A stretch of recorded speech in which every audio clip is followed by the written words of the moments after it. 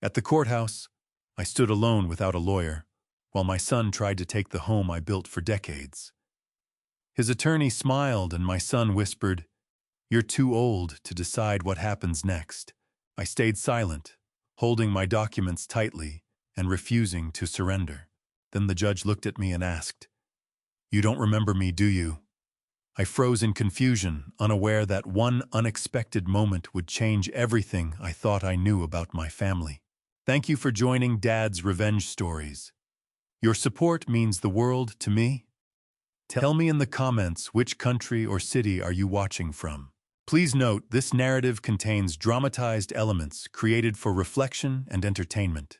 Resemblances to actual people or locations are coincidental, yet the core takeaway is meant to inspire you. The courtroom was cold, the way only government buildings can be cold. Not just the air, but the walls, the floors, the long wooden benches that creaked when you shifted your weight.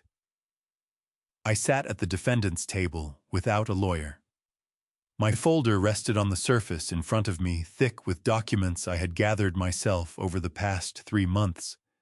Bank records, property tax bills, medical files, old receipts with my handwriting across the top. Across the aisle, my son Derek sat beside his attorney, a polished man in a charcoal suit who had probably never lost a case in his life. Derek did not look at me. His wife Sabrina sat 1 row behind him, her posture perfect, her expression composed like a woman attending a business meeting. She already knew the outcome of. The attorney smiled at me once, not a warm smile. The kind of smile that said he had already counted the money. Then the judge entered, and everyone stood. Her name was Patricia Holman. She was a woman in her mid-60s with silver hair pulled back at the neck and reading glasses she wore low on her nose. She settled into her chair, opened the file in front of her, and began reviewing the documents without speaking. The courtroom held its breath. Then she looked up. She looked directly at me, and something shifted in her face, the way a person's expression changes when they see something they recognize but cannot immediately place. She removed her glasses slowly. "You don't remember me, do you?" she said. My throat tightened. I had no idea what she meant. I had never seen this woman outside of a courtroom in my life, but I would not understand what she meant for another hour. And by the time I did, everything in that room had already changed. I planted that tree in the spring of 1983, the year Derek was born. It was taller than the house now. Its roots had pushed up 1 corner of the front walkway, and I kept meaning to fix it, kept telling myself, next weekend, next month, next spring. I heard the car before I saw it. A silver SUV pulled into the driveway, and Derek stepped out first. He was 44 years old and wore the kind of casual clothes that cost more than they looked. Sabrina came around from the passenger side, pulling her coat tight against the March air. They both had luggage, not overnight bags. Real luggage, the kind you pack when you are not planning to leave quickly. "Dad," Derek said, and he smiled, the smile I had known since he was 8 years old, the one that meant he wanted something and had already prepared his argument. I told them to come inside. Sabrina moved through the kitchen, immediately opening cabinets, running her fingers along the counter edge. I noticed, but said nothing. I set 2 more mugs on the table and poured the coffee. Derek sat down across from me and folded his hands the way he always did when he was about to say something he had rehearsed. "We've been thinking about you a lot lately, Dad," he said. "About how things are here. The house, the yard, it's a lot for one person." "I manage," I said. "You do," he agreed quickly. "You always have. But Sabrina and I have been talking, and we think, we really believe that it might be time for a different arrangement." He paused, giving the words room to land. "There's a place in Roseville," Sabrina said, her voice smooth and careful. "A senior living community. Independent living, not assisted. Beautiful grounds, social activities, everything taken care of.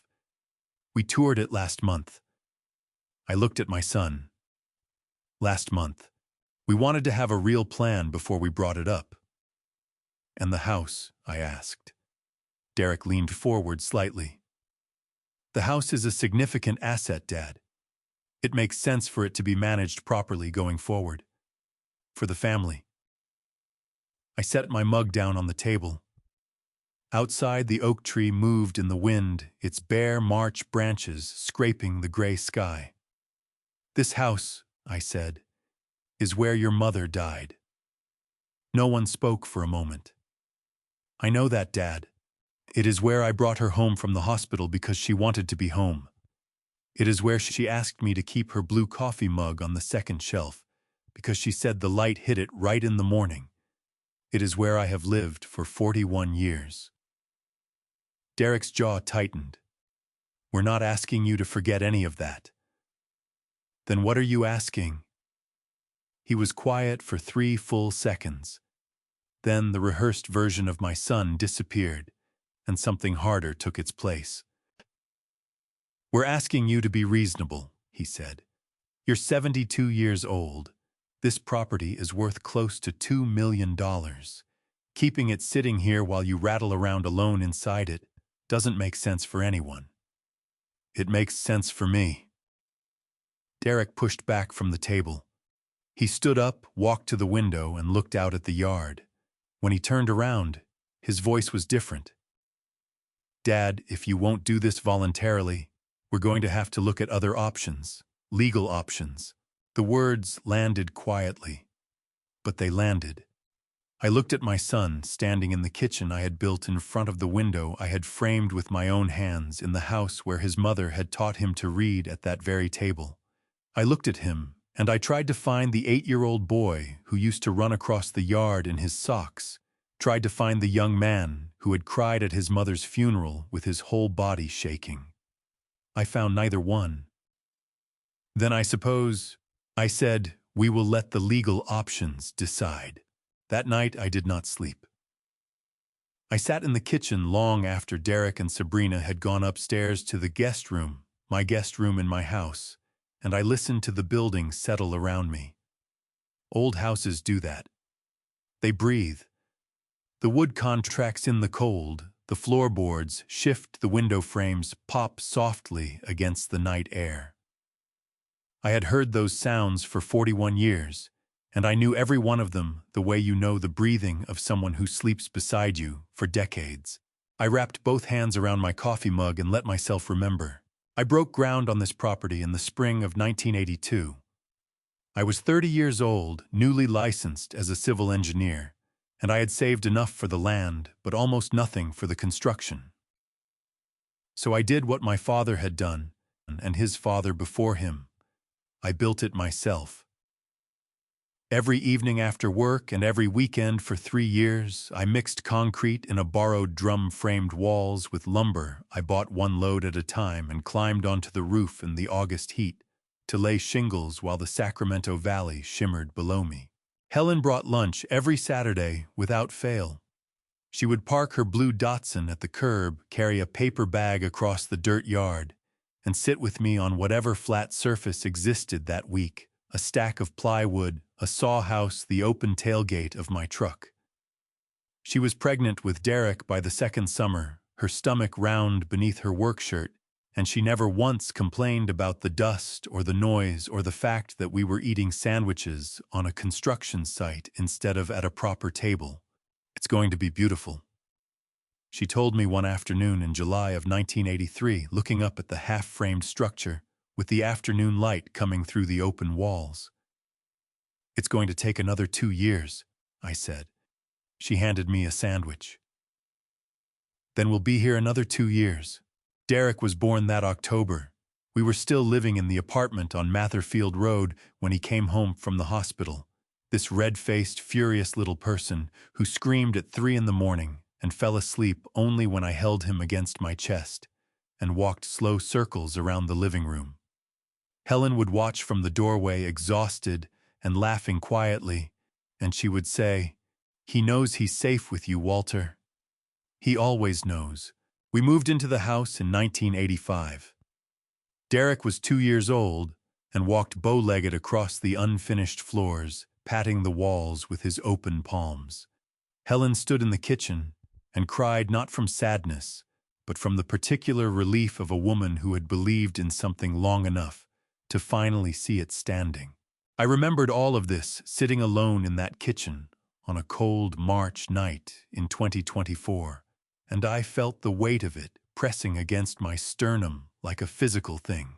In 1998, Derek had been 25 and working his first real estate job when a dispute with a business partner turned into a civil lawsuit. The other party claimed Derek had misrepresented terms of a property deal, and the damages being sought were enough to end his career before it began. Derek called me on a Thursday evening, his voice stripped of everything except raw fear. I sold my work truck the following Monday. It was a 1994 Ford F-250 that I had used for every project, every materials run, every job site visit for 11 years. The buyer paid $147,000. I transferred the funds to Derek's attorney that same afternoon. Derek called me when it was over. "Dad, I swear I will make it up to you someday," he said. "You don't owe me anything," I told him. "That's not how it works between a father and a son." I never mentioned the truck again. Helen knew she had watched me sign the transfer papers at the kitchen table, but she never brought it up either. That was how we were built, she and I. You did what the people you loved needed, and you did not keep a ledger. Helen died in November of 2018, 6 years before Derek came back with his luggage and his plans. Pancreatic cancer diagnosed in August, gone by November.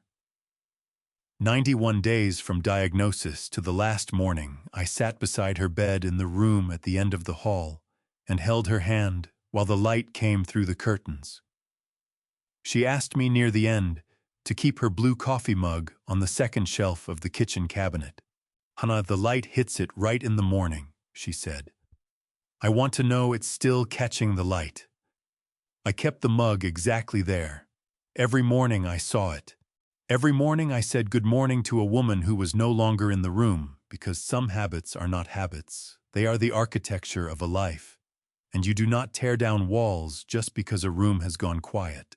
I was still sitting at the kitchen table at 2 in the morning when I heard Sabrina's voice from the top of the stairs, low and careful, talking to Derek. I could not make out the words, but I heard Derek laugh, a short, confident sound, and then the floorboards creaked as they moved back to the bedroom. I stood up slowly. I walked to the kitchen cabinet and touched the blue mug on the second shelf. The ceramic was cool beneath my fingers. Then I saw it. On the kitchen counter, half tucked beneath Sabrina's handbag, a folded piece of paper. I pulled it free and opened it. It was a printout. A property listing, my address, my house. Estimated market value $1,850,000. At the bottom, handwritten in blue ink, Marcus W. confirmed deposit by Friday. My chest did not tighten. My hands did not shake. I folded the paper carefully, slid it into the front pocket of my shirt, and turned off the kitchen light. The next evening, Sabrina cooked.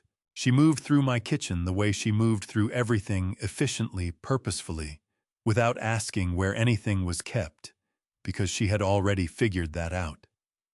The smell of garlic and rosemary filled the house by 5 o'clock. She had bought groceries that afternoon, expensive cuts from the butcher on Elk Grove Boulevard, a bottle of California Pinot Noir that she set on the counter with the label facing outward. She set the table with the good plates, Helen's plates, the cream-colored ones with the thin blue rim that we used only at Thanksgiving and Christmas. I watched all of this from the doorway and said nothing because I had learned something the night before. The paper in my shirt pocket had taught me that silence for now was the sharper tool. Derek came downstairs in a fresh shirt, his hair combed, and clapped his hands together the way he did when he was performing cheerfulness. "Smells incredible in here," he said loud enough that I was supposed to feel included. We sat down. Sabrina served. The food was genuinely good. She had always been a strong cook, I will give her that. And for the first 20 minutes, we talked about nothing that mattered. The weather, a neighbor's new fence, a restaurant in Midtown Sacramento that Derek said we should try together sometime. I ate slowly and let them talk. Then Derek reached under his chair and brought up a cream-colored envelope. He set it on the table between us, centered carefully like a document being presented for signature. "We wanted to do something for you, Dad," he said. "Something real." I looked at the envelope but did not touch it. Sabrina leaned forward slightly. "It's a deposit confirmation. 6 months paid in full at Meadowbrook Senior Living in Roseville. Private suite, full amenities, a woodworking studio. We called ahead about that specifically because we knew you'd want it. They have a waiting list of over a year," Derek added. "We pulled some strings to get you in. It wasn't easy." I picked up the envelope and held it without opening it. I could feel both of them watching my hands. I set it back down on the table between Helen's cream-colored plates, beside the wine that neither of them had poured for me. "I'm not dead yet," I said. The table went quiet for exactly 2 seconds. Then Sabrina's expression shifted, not dramatically, just a small tightening around the eyes, the adjustment of a woman recalculating. Derek's jaw moved. He picked up his wine glass, took a long sip, and set it down. "Nobody said anything about dying, Dad." Derek said, his voice careful now, stripped of the performance. "A man doesn't get moved out of his own home while he's still standing in it," I said. "Not in this family, not in any family I recognize." Derek's hand flattened on the table. "This is exactly the problem. You treat every conversation like an attack." "Is it not an attack?" He pushed back from the table.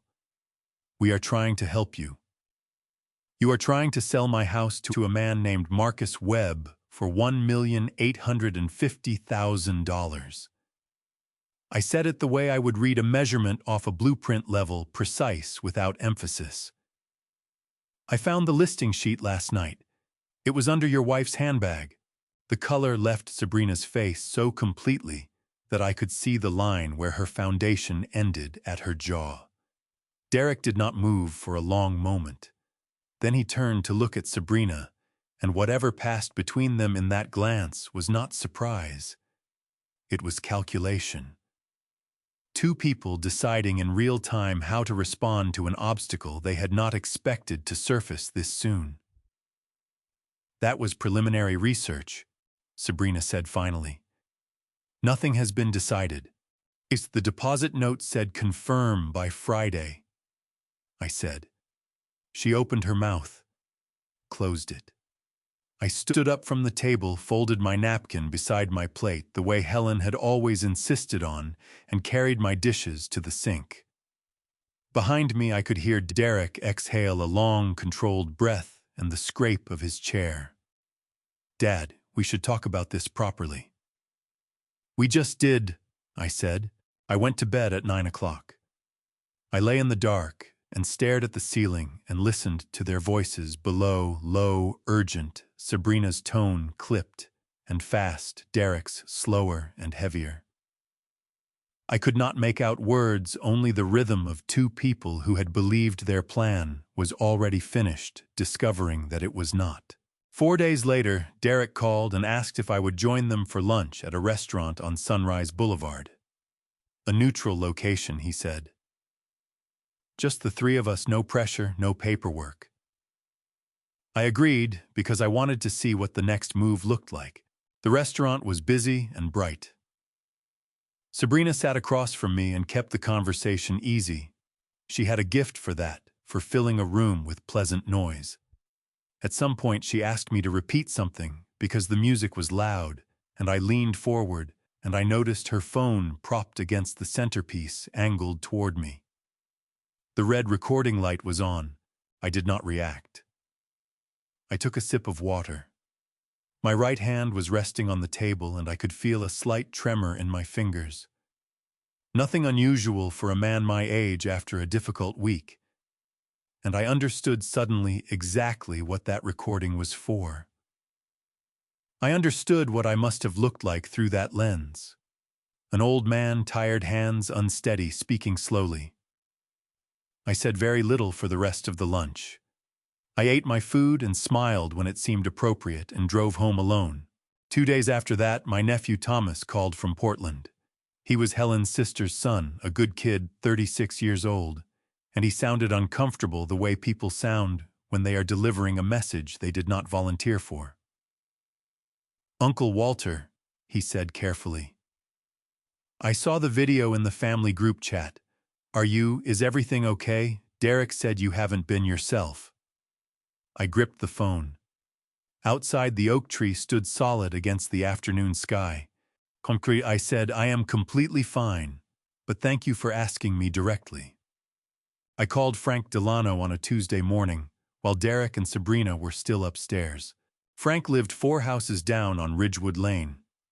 We had been neighbors for 35 years, which meant we had shared fence lines, borrowed tools, attended each other's children's graduations, and stood beside each other at funerals more times than either of us cared to count. Frank was 69 years old, a retired carpenter with hands like mine, wide scarred across the knuckles, permanently stained with the ghost of old varnish.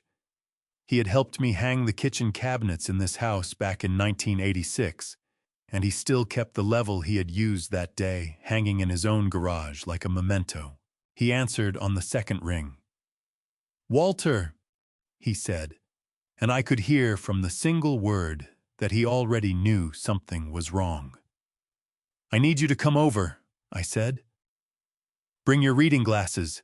He was at my door in 11 minutes. I let him in through the side entrance, the one that opened directly into the kitchen, away from the staircase. I spread the property listing sheet on the kitchen table beside the note with Marcus Webb's name on it. Frank sat down, put on his glasses, and read slowly. He was the kind of man who read things twice before he said anything, which was one of the reasons I had called him. When he finished, he took his glasses off and set them on the table. "How long has this been in the works?" he asked. "Long enough that Sabrina already has a buyer and a deposit," I said. "The listing shows professional photographs, interior and exterior. She would have needed access to every room." Frank turned the paper over as though something might be written on the back. "They took these while you were living here." "I was in the house," I said. "I must have been in the yard or the workshop. I never saw a photographer." Frank pressed his lips together and set the paper down flat.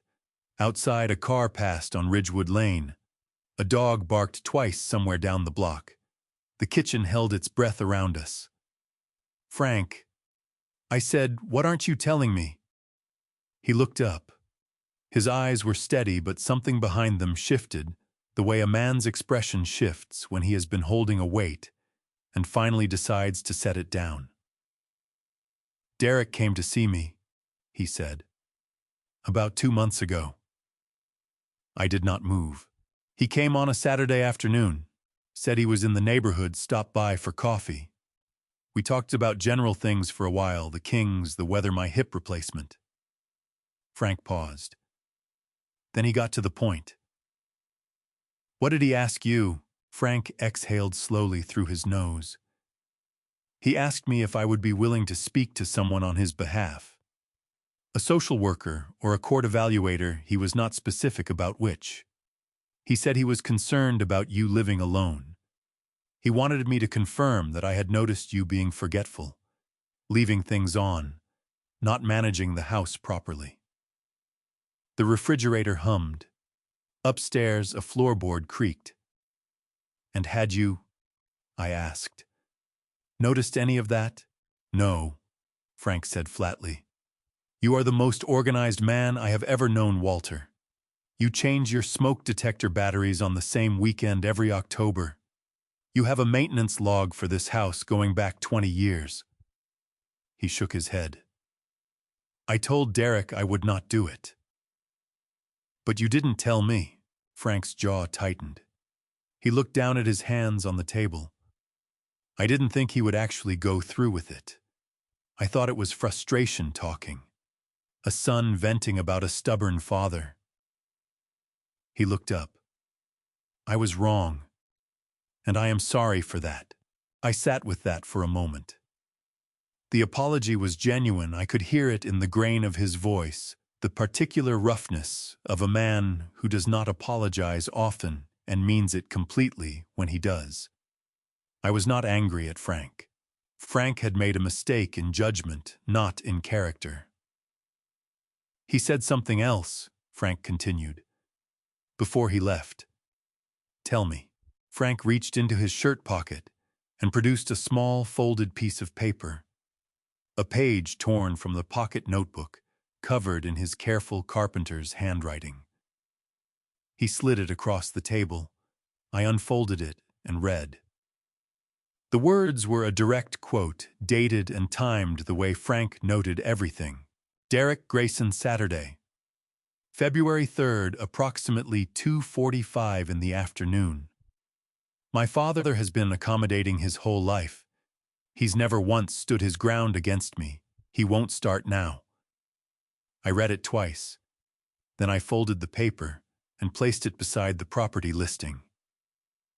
He was counting on me to step aside, I said. Yes, Frank said. He was. I stood up and carried both mugs to the sink. I rinsed them slowly, watching the water run over my hands. 42 years of work in these hands. 42 years of building and fixing and holding things together. I need a notary's records, I said, not turning around. For a document Derek's attorney may try to use in court. I need to know who handled it and whether their office was open on a specific date. Frank was quiet for a moment. You already know the answer, don't you? I turned off the tap. I think I do. But knowing and proving are two different things. Frank stood up from his chair and picked up his glasses from the table. He tucked them into his breast pocket and looked at me with the expression of a man who has just decided which side of a fence he is standing on. Tell me what you need, he said. Derek offered to drive me to my cardiology appointment that Thursday morning, and I let him. Not because I needed the ride. I had driven myself to every appointment for 6 years, and my reflexes were fine.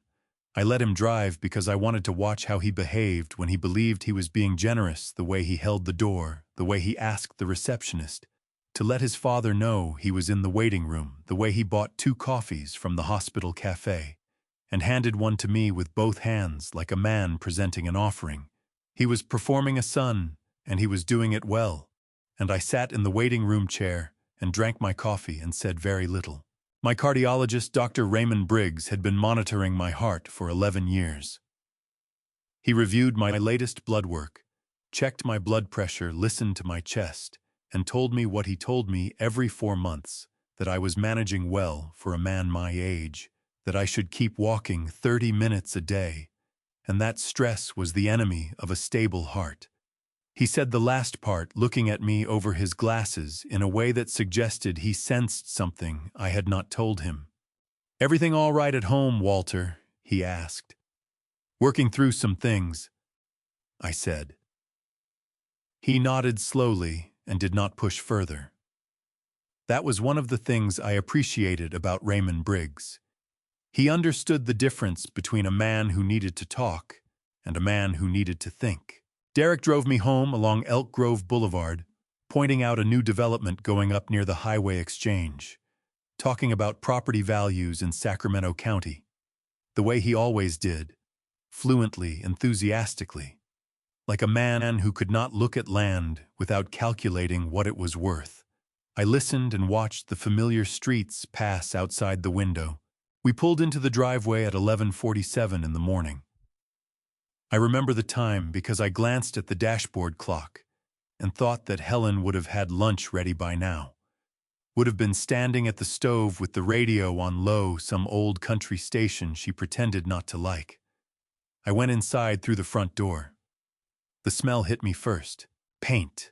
Fresh latex paint, sharp and chemical, cutting through the familiar smell of old wood and the faint cedar of the hallway closet. I stopped walking. Derek stepped in behind me and closed the door. "Dad, before you go upstairs," he started. I was already moving. The door to the bedroom at the end of the hall stood open. I stepped through it and stopped in the middle of the room and looked at what they had done. The walls were white. A clean, flat, institutional white, still faintly wet in the corners. The curtains, Helen had chosen pale yellow cotton with small embroidered flowers at the hem, were gone. The braided rug she had ordered from a catalog in 2009 was gone. The framed photograph of our wedding day that had hung on the wall above the dresser for 38 years was gone. The hook beside the closet door where Helen's blue cardigan had hung since the November she died empty. The floor was bare hardwood. The room smelled like a room that had been scrubbed of itself. Sabrina appeared in the doorway behind me. "We wanted to freshen the space while we had the opportunity," she said. Her voice was bright and careful.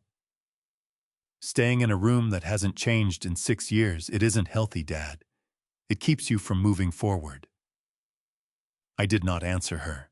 I walked to the corner of the room where the dresser had stood. There was a small rectangular depression in the hardwood floor where the dresser feet had rested for decades. I crouched down slowly, the way a 72-year-old man crouches, and pressed my fingers into that depression.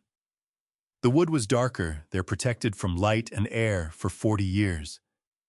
Helen had stood in this exact spot every morning and brushed her hair. I had watched her do it 10,000 times. I stood back up and turned around. Derek was in the doorway now beside Sabrina, his arms crossed, his expression arranged into something that was trying to look like concern. "Where are her things?" I asked. "We boxed everything carefully," Sabrina said. "It's all in the garage. Nothing was thrown away." "Her cardigan." A pause. "In the boxes, Dad. Everything is labeled." I walked past both of them without another word. I went down the stairs, through the kitchen, and out the side door into the garage. The boxes were stacked against the far wall, 4 of them sealed with brown packing tape. On top of the highest box, someone had set Helen's blue cardigan in a folded square, as though that made it acceptable. I picked it up.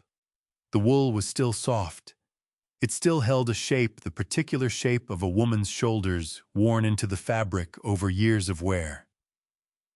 I pressed it flat against my chest with both hands and stood in the cold garage and breathed. Behind me, I heard the door open. "Dad," Derek began. "Do not come in here," I said. He did not. I stood there for a long time.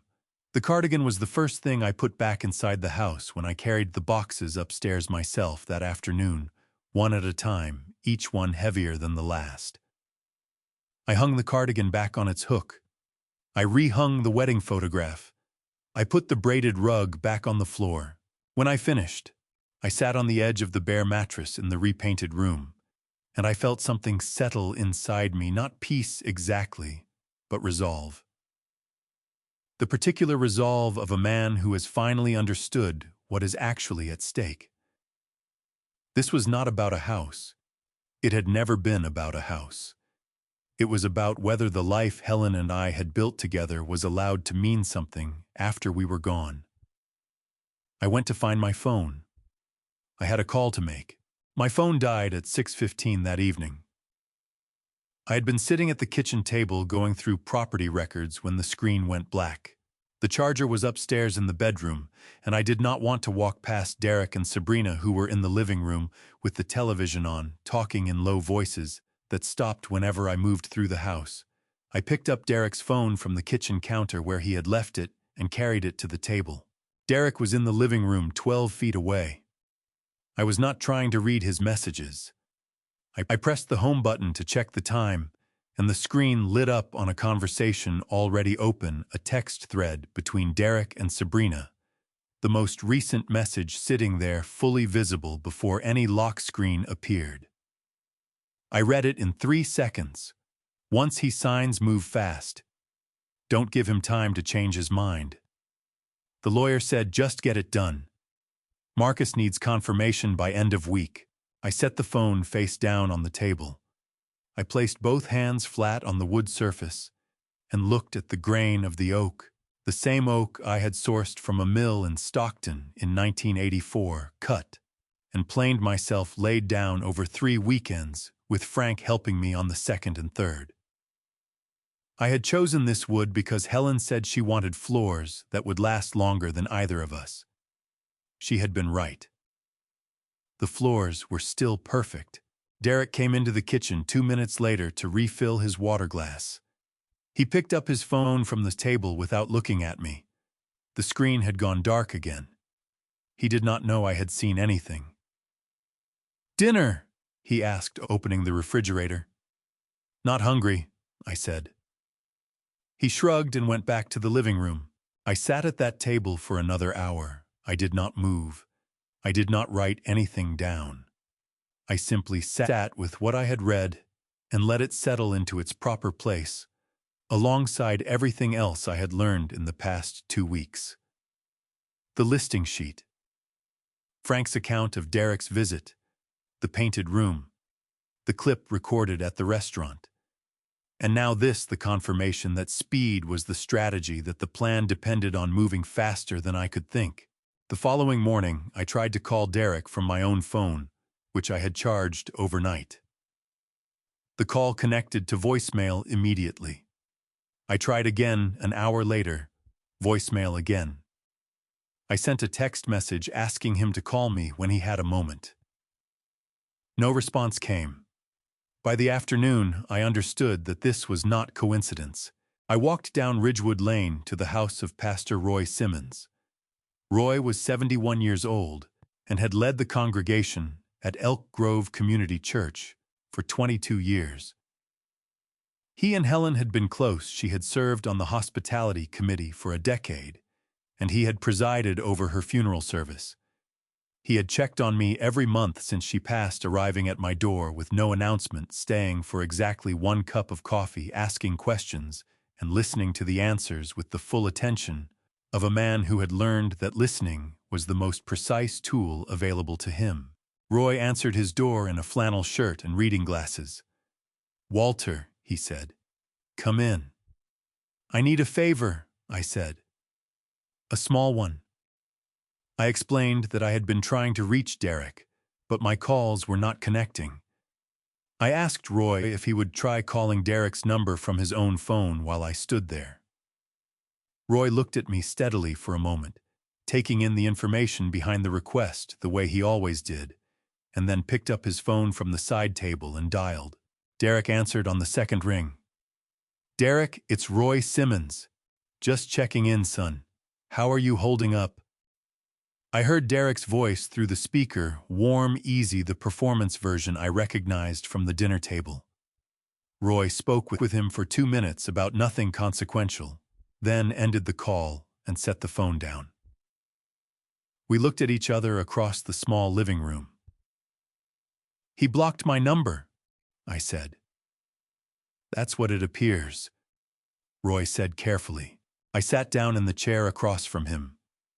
Outside, the afternoon light was going gold through the window, the particular late April light that Helen had loved, that she said made Sacramento look like a painting nobody had thought to title yet.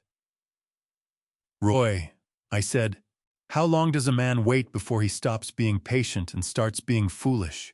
Roy took his glasses off and cleaned them with the hem of his flannel shirt, which was a habit he had when he was thinking seriously. Then he put them back on and looked at me. "I think you already know the answer to that, Walter," he said. "I think that's why you're sitting in my living room at 4 in the afternoon instead of at your kitchen table." He was right. I had already decided. I had decided in the garage with Helen's cardigan pressed against my chest, and I had decided again when I read that message on Derek's phone, and I had decided a third time sitting alone at my kitchen table while the oak floors held steady beneath me. I thanked Roy and walked home in the early evening. The oak tree in the front yard cast a long shadow across the walkway. I stepped over the raised root I kept meaning to fix and went inside. I sat down at the kitchen table and wrote 3 pages of notes in my old engineering notebook. Dates, names, amounts, sequences. Every fact I could verify. Every conversation I could document. Then I wrote Frank's name at the top of a fresh page and underlined it twice. I had been staying at the Comfort Inn on Laguna Boulevard for 11 days when Derek called. I had moved out the week before, not because anyone asked me to leave my own house, but because I could no longer eat breakfast in Helen's kitchen, while Sabrina reorganized the cabinets and Derek made phone calls in the next room that stopped the moment I walked through the door. I took one bag, my engineering notebook, the folder of documents I had been building, and Helen's blue coffee mug wrapped in a dish towel. The room at the Comfort Inn cost $89 a night and smelled like commercial carpet cleaner, but it had a small desk by the window where I could work, and nobody reorganized anything while I slept. Derek called the motel's front desk on a Wednesday morning because my cell number was still blocked. Frank had told me later that Derek had driven past the house, seen it dark for several nights, and called around to nearby motels until he found where I was staying. The woman at the front desk knocked on my door and told me my son was on the line. I went down to the lobby and picked up the receiver. "Dad," Derek said, "your birthday is Saturday. We want to do something. Come home for the afternoon, just family, some neighbors, nothing formal." I thought about it for exactly 4 seconds. "All right," I said. Frank picked me up Saturday morning, and we drove together. He wore his good flannel shirt and carried a small wrapped package under his arm. I wore the gray blazer Helen had bought me for our 35th wedding anniversary. Frank did not ask me why I had agreed to come. He understood the way old friends understand things without requiring explanation, that sometimes you walk into a room precisely because you need to see what happens inside it. The house looked the same from the outside. The oak tree, the front walkway, the porch light I had installed in 1986. Inside, about 20 people had gathered, neighbors, Derek's colleagues, 2 cousins from Helen's side of the family, who drove up from Fresno. Sabrina had decorated with yellow balloons and a banner across the mantelpiece. Someone had ordered a cake from the bakery on Grant Line Road, white frosting, blue lettering, "Happy 72nd, Dad." I shook hands and accepted embraces and said thank you more times than I could count. Frank stayed close, refilling his paper cup from the punch bowl, positioning himself within arm's reach of me throughout the afternoon. An hour into the party, Derek appeared at my elbow with a manila envelope. "Dad, I have a few papers I need you to look over," he said, keeping his voice low beneath the noise of the room. "Just administrative things related to the estate planning we discussed. Signatures confirming you've reviewed the documents, standard stuff." He held the envelope out. Around us, people laughed and talked and reached for cake. The room was warm and loud and full of the kind of comfortable noise that made careful attention difficult. I reached for the envelope. Frank's hand came down gently on my forearm. "Read every page before you sign anything, Walter," he said clearly. "Every single one." Derek looked at Frank. Something moved through his expression. Not anger exactly, but the particular frustration of a man who is prepared for every obstacle except the one now standing in front of him. I opened the envelope. There were 4 pages. The first 3 were genuinely routine, an acknowledgement of a prior conversation about estate planning, a form confirming my contact information.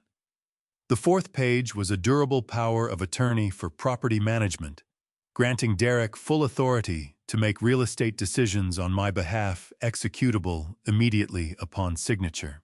I read it twice. Then I placed all 4 pages back in the envelope, folded it once, and put it in the breast pocket of my gray blazer. "I'll have my attorney review these," I said. Derek's jaw tightened. "You don't have an attorney, Dad." "I will," I said. I went back to the party and ate a piece of cake, and talked with Helen's cousin Margaret about her garden in Fresno, and Derek did not approach me again for the rest of the afternoon. Frank stood beside me at the window when the guests began leaving, and neither of us said anything about what had happened, because there was nothing that needed saying. 3 days later, on a Tuesday evening, someone knocked at my motel room door. I opened it to find Carol Finch standing in the corridor. She was 75 years old, my neighbor from the house directly north of mine on Ridgewood Lane, a small woman with white hair and a cardigan buttoned to the collar. She had brought me tomatoes from her garden every August for 20 years and had cried openly at Helen's funeral. Her eyes were red now, too, and she was gripping her handbag with both hands, the way people grip things when they are preparing to say something difficult. "Walter," she said, "I have done something I should not have done, and I need to tell you about it." I opened the door wider and stepped aside. She came in and sat at the desk chair and told me everything.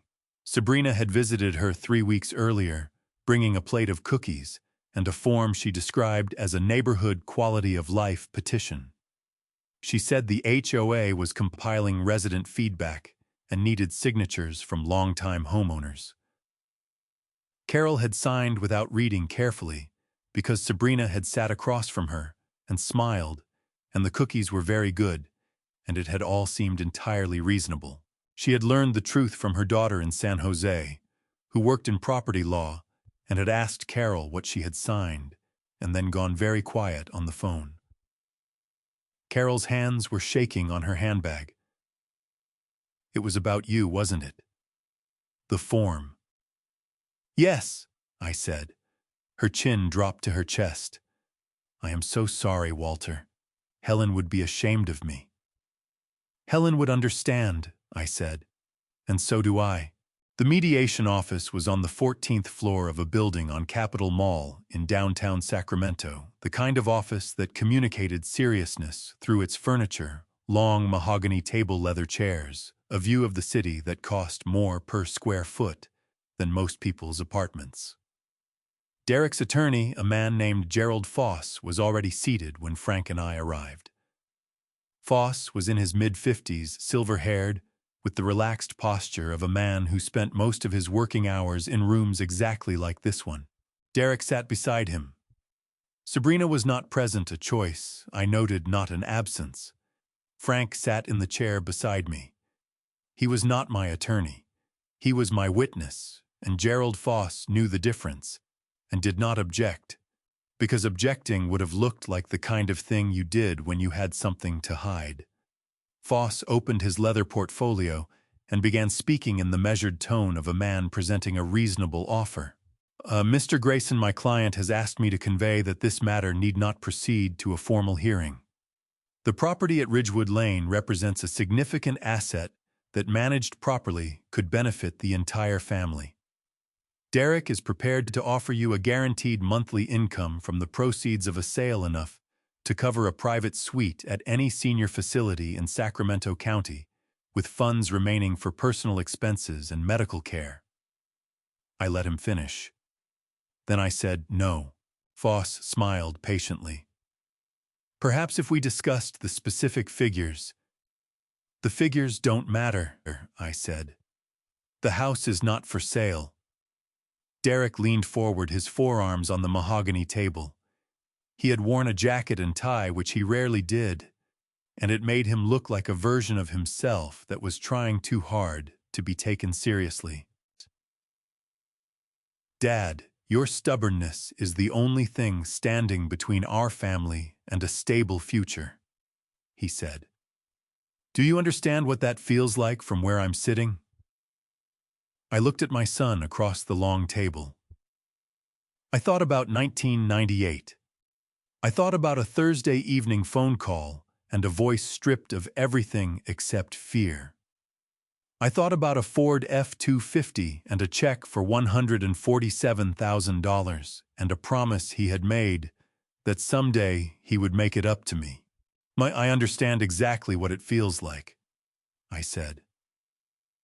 I felt something similar in 1998 when I sold my truck to keep you out of a courtroom. You were 25 years old and you were terrified. I did not ask you to be grateful. I did not ask you for anything. But I want you to sit in that chair and tell me honestly, do you remember that day? Derek's jaw moved. He looked at Gerald Foss, then back at me. That was a long time ago, he said. Yes, I said. It was. And this house was standing then too. Foss intervened smoothly. Mr. Grayson, perhaps we could refocus on the practical realities of the current situation. Maintaining a property of this size alone at your age presents genuine challenges. Courts in California take these factors seriously in conservatorship evaluations. Then let the court evaluate, I said. Foss placed a document on the table and slid it across to me. It was the same form Derek had tried to get me to sign at the birthday party, the power of attorney, with a new cover page and a line highlighted in yellow where my signature was expected. I did not touch it. Derek's voice dropped lower, the performance gone something rawer underneath. Dad, if you push this into a full hearing, it gets expensive and ugly for everyone. Is that really what you want? What I want, I said, is for my son to look me in the eye and explain how a man who loves his father prepares forged documents and sells a stranger the right to a house that does not belong to him. The room went completely still. Gerald Foss stopped writing. Derek's face did something complicated, a rapid sequence of expressions that moved through anger calculation and something that looked briefly like shame before settling into a careful blankness. I don't know what you think you've found, Derek said quietly. I know what I've found, I said. And so does Frank. Frank said nothing. He did not need to.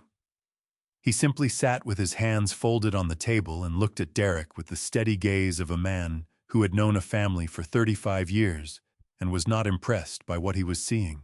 Derek pushed his chair back from the table. He stood up and buttoned his jacket and looked out at the Sacramento skyline for a long moment. When he turned back around, his voice was very quiet. If you take this further, Dad, whatever happens to me is on you. I stood up. I straightened my own jacket and picked up my folder from the table. Whatever happens to you, Derek, I said, has been entirely in your own hands from the beginning. Frank and I rode the elevator down in silence. On the ground floor, we walked out onto Capitol Mall and stood in the May afternoon sunlight. Pigeons moved across the plaza. A food truck was doing business near the corner. Sacramento went about its Tuesday the way cities do, indifferent to the small catastrophes unfolding inside its buildings. Frank looked at me. How are you holding up? I need to go back to the house, I said. There is something in the workshop I have not checked yet. Something Helen left. Frank nodded without asking what it was. That was the thing about old friends. They knew when to ask and when to simply walk beside you to the car. The hearing was scheduled for 9:30 on a Thursday morning at the Sacramento County Superior Court on Gordon D. Shaber Drive. I arrived at 8:55, wearing the same gray blazer I had worn to the birthday party, carrying my folder, and nothing else. No attorney sat beside me. The courtroom was smaller than I expected, wood paneling, fluorescent lighting, 3 rows of gallery benches behind the bar. It smelled like old paper and floor wax. Gerald Foss was already at the opposing table. His briefcase open, his exhibits arranged in neat stacks. Derek sat beside him in a dark suit. Sabrina occupied the first gallery row directly behind them. Her hands folded in her lap, Her posture, the same composed stillness she brought to every room she entered. Foss glanced at me once when I sat down. Then he looked at the empty chair beside me and allowed himself a small, private adjustment of expression that was not quite a smile, but carried the same meaning. I placed my folder on the table and opened it. The bailiff called the court to order. Everyone stood. Judge Patricia Holman entered from the side door and took her seat at the bench. I recognized her immediately from the first hearing, the same careful posture, the same unhurried way she settled into the chair before doing anything else. She opened the case file and read in silence for 40 seconds before she looked up. The courtroom held the particular silence of a room where everyone is waiting for someone else to speak first. Then she looked up. She looked directly at me, and something shifted in her face, not recognition immediately, but the particular hesitation of a mind locating something it did not expect to find. She removed her glasses slowly. "You don't remember me, do you?" she said. My throat tightened. I had never seen this woman outside of a photograph in a court directory. She said, "Route 50, October 2009.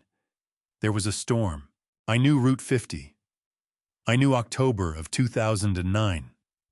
I had driven that highway 1,000 times between Sacramento and South Lake Tahoe. And then something shifted inside my memory, not gradually, but all at once, the way a photograph develops in a darkroom detail appearing from nothing. The rain had been coming down so hard that my windshield wipers could not keep pace. I had been driving home from a structural assessment in El Dorado Hills when I saw the car, a gray sedan, spun across 2 lanes. Its front end collapsed against the concrete median barrier. Hazard lights flashing. No one else had stopped. I pulled over. The woman inside was conscious, but her door was jammed, and the frame had buckled around her. She was gripping the steering wheel with both hands, and her breath was coming in short, shallow bursts that I recognized as shock. I called 911, then crouched beside the broken window in the rain, with water running down the back of my neck and my shirt soaked through in 40 seconds. "I'm not leaving," I told her. "Help is coming, and I am not leaving." I reached through the broken window and held her hand. We stayed like that for 35 minutes while the rain came down, and the emergency lights appeared in the distance. She told me her name. She told me she had a daughter in college. She told me she was afraid, and I told her that was all right, that being afraid was reasonable, and that she was doing fine.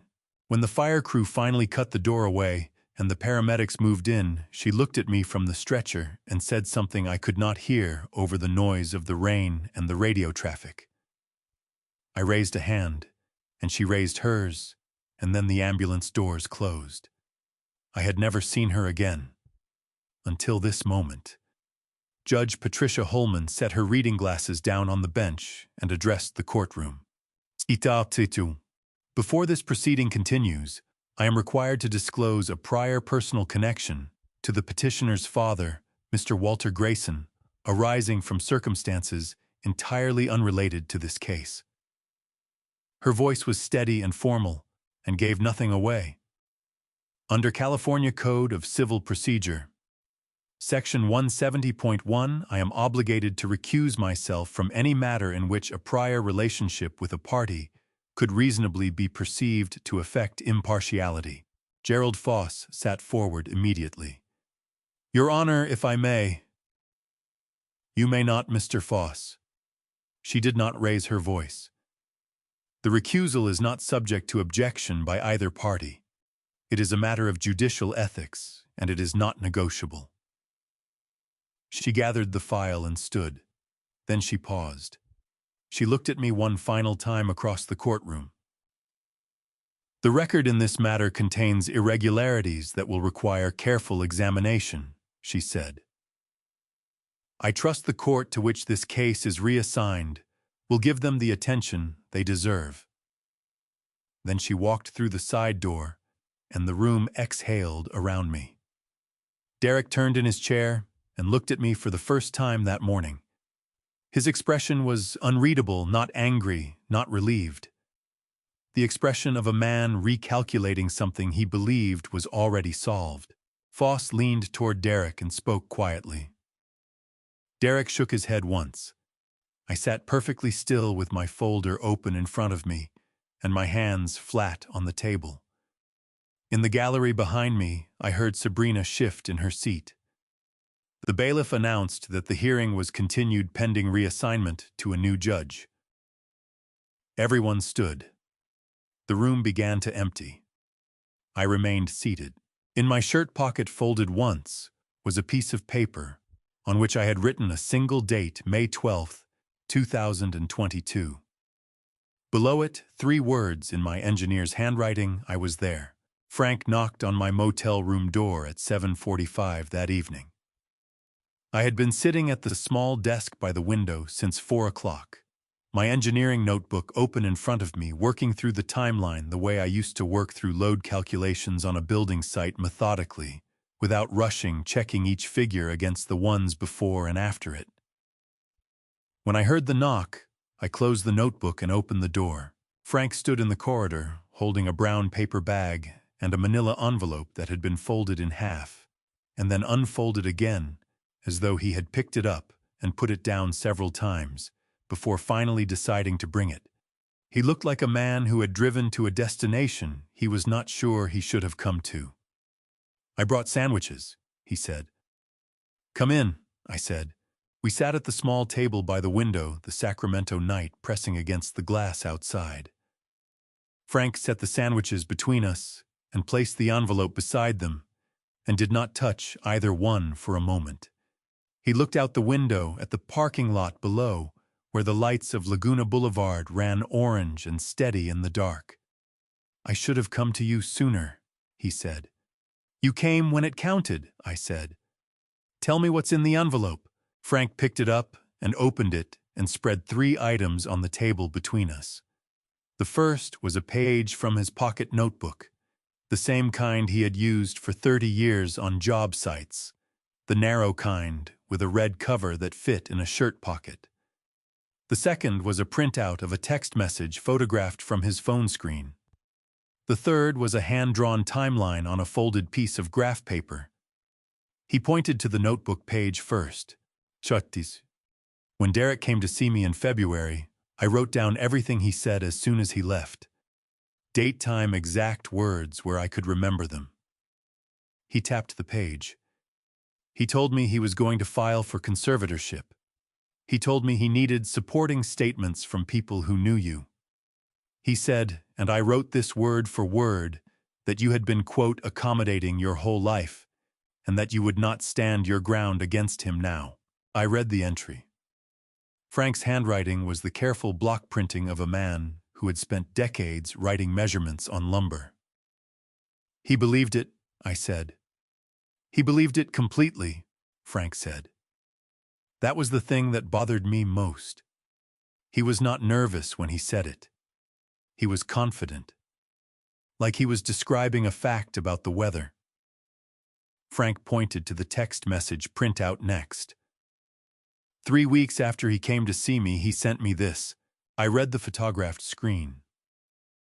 The message was from Derek's number, time-stamped the 14th of March at 2:17 in the afternoon. Frank, hope you've had time to think over what we discussed.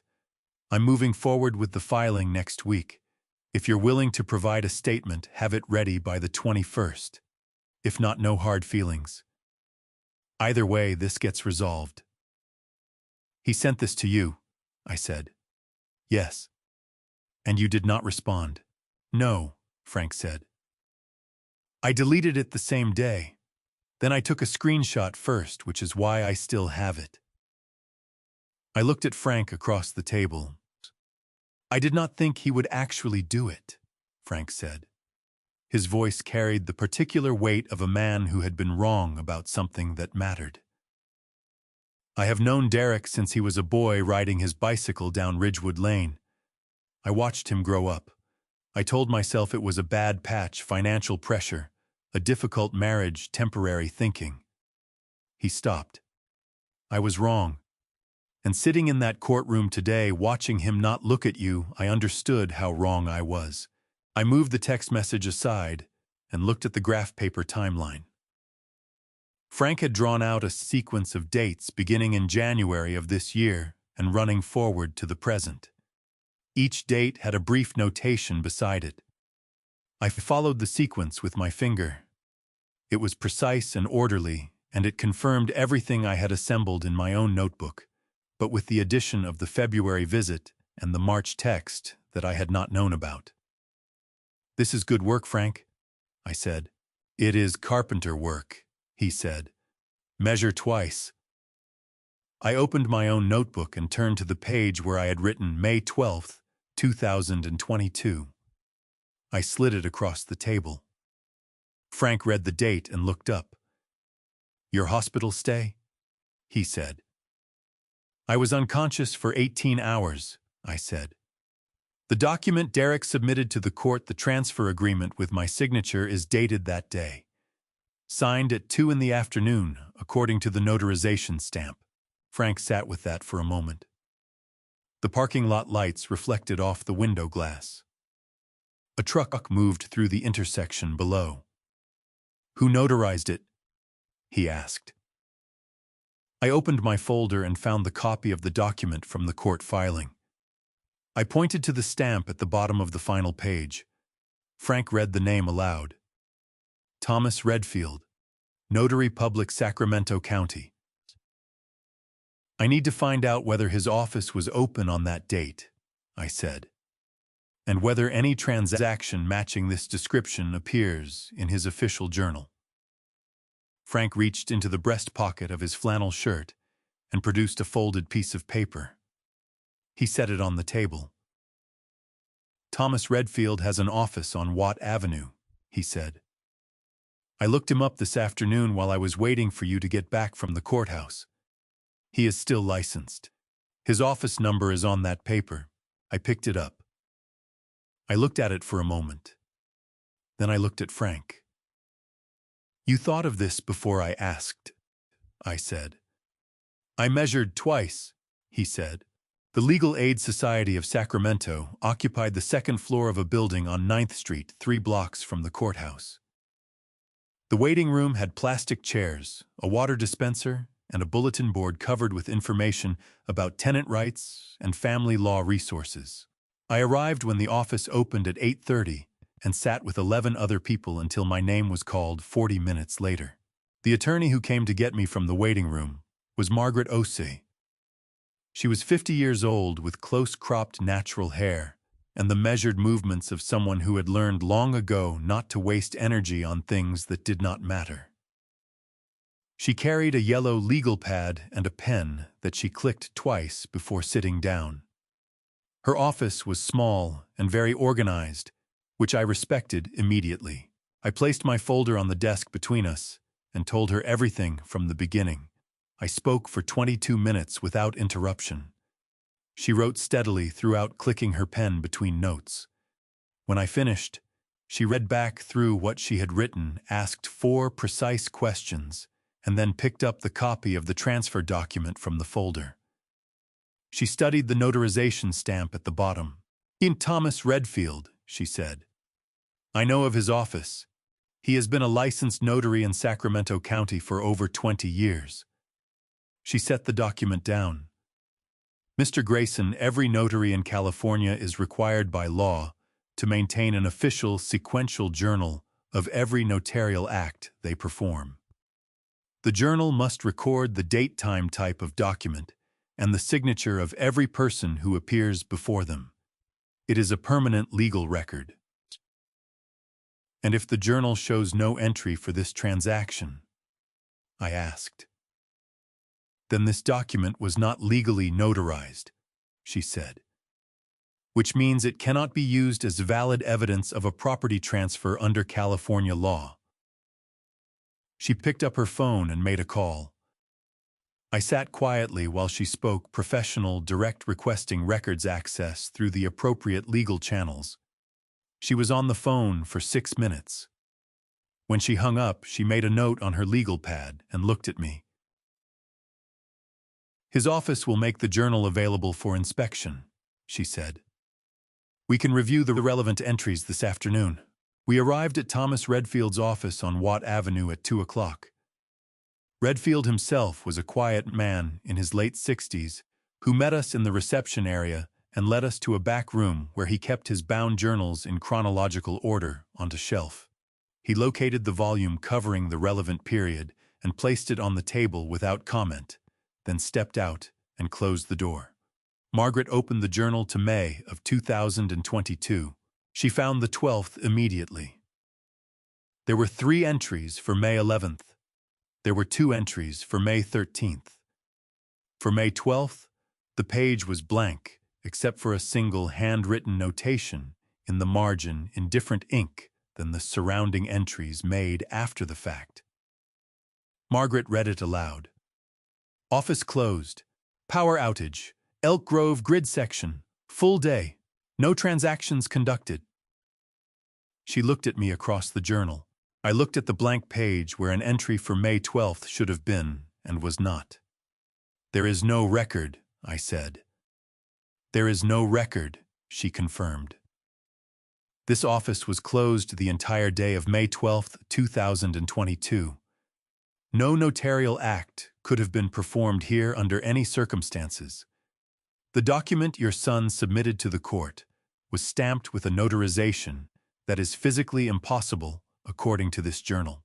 I sat back in my chair. Outside on Watt Avenue, traffic moved in the afternoon heat. Through the window, I could see a line of eucalyptus trees along the sidewalk, their bark peeling in long, pale strips. Margaret closed the journal carefully. We need one more piece, she said.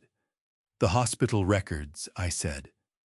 Yes, if we can establish both that the notarization could not have occurred and that you were medically incapacitated on the same date the document collapses entirely as evidence.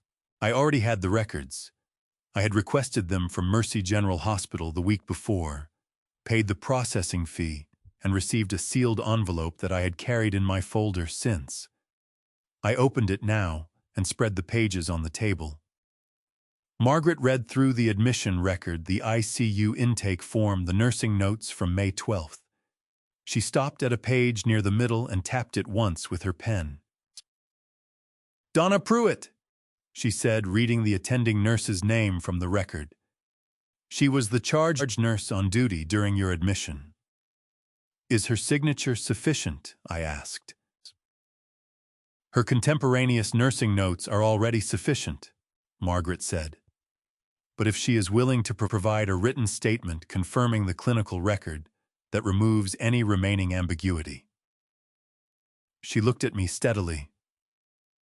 Mr. Grayson, I want to be careful about what I tell you at this stage. What we have found today is significant, but the strength of evidence is not the same as a guaranteed outcome. Courts weigh everything. I understand that, I said. Good. She gathered the documents and stacked them neatly. Because the next step is harder than finding the truth. The next step is proving it in a room where the other side has had more time to prepare than you have. She walked me to the elevator when we finished. As the doors opened, she looked at me and said, "You built that house yourself, Mr. Grayson." "Every board," I said. She nodded once. "Then you know that the foundation is what holds everything else up." Marcus Webb called my cell phone the following morning at 9:43. I had given my number to Margaret Osie's office as my primary contact, and she had passed it along to Webb's attorney with my permission, after he had reached out to legal aid the previous week, asking about the property at Ridgewood Lane. His attorney had called first to confirm I was willing to meet. I was. We met at a coffee shop on Bruceville Road in Elk Grove, a quiet place with wooden tables and good light. Webb was 47 years old, broad-shouldered, with the careful handshake of a man who had learned to measure people quickly. He wore a collared shirt and carried a leather portfolio that he set on the table between us without opening it immediately. He ordered black coffee. I ordered the same. Mr. Grayson, he said, I want to be direct with you. I believe I have been defrauded, and I believe the person who defrauded me used your property to do it. Tell me how it happened, I said. He opened the portfolio. Inside were printed emails, a signed letter of intent, a wire transfer confirmation, and a copy of a document he described as a preliminary purchase agreement. He spread them on the table in the order they had occurred.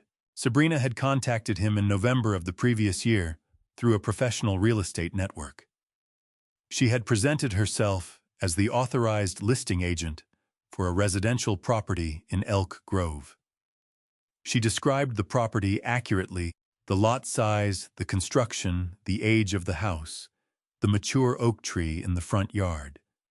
She told him the property was being transferred within the family and would be available for purchase following the completion of that process, which she described as routine and nearly finalized.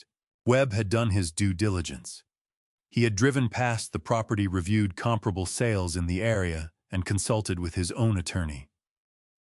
The property was accurately described. The price was fair. The seller's representation seemed professional. He had wired $380,000 as a deposit in January, with the balance to follow upon completion of the transfer. He had heard nothing from Sabrina since March. I tried calling, he said. The number she gave me went to voicemail. Her email responses became short and then stopped. My attorney sent a formal letter in May. No response. He looked at me steadily across the coffee cups. She had no authority to sell that property, did she? None, I said. He pressed his lips together and looked down at the documents for a moment.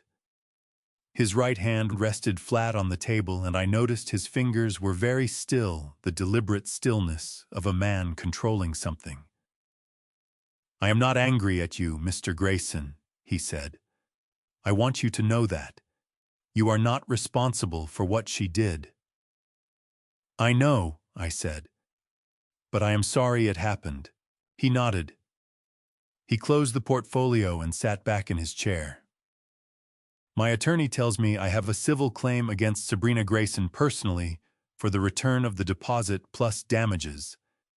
That is a separate matter, and we will pursue it separately. He paused.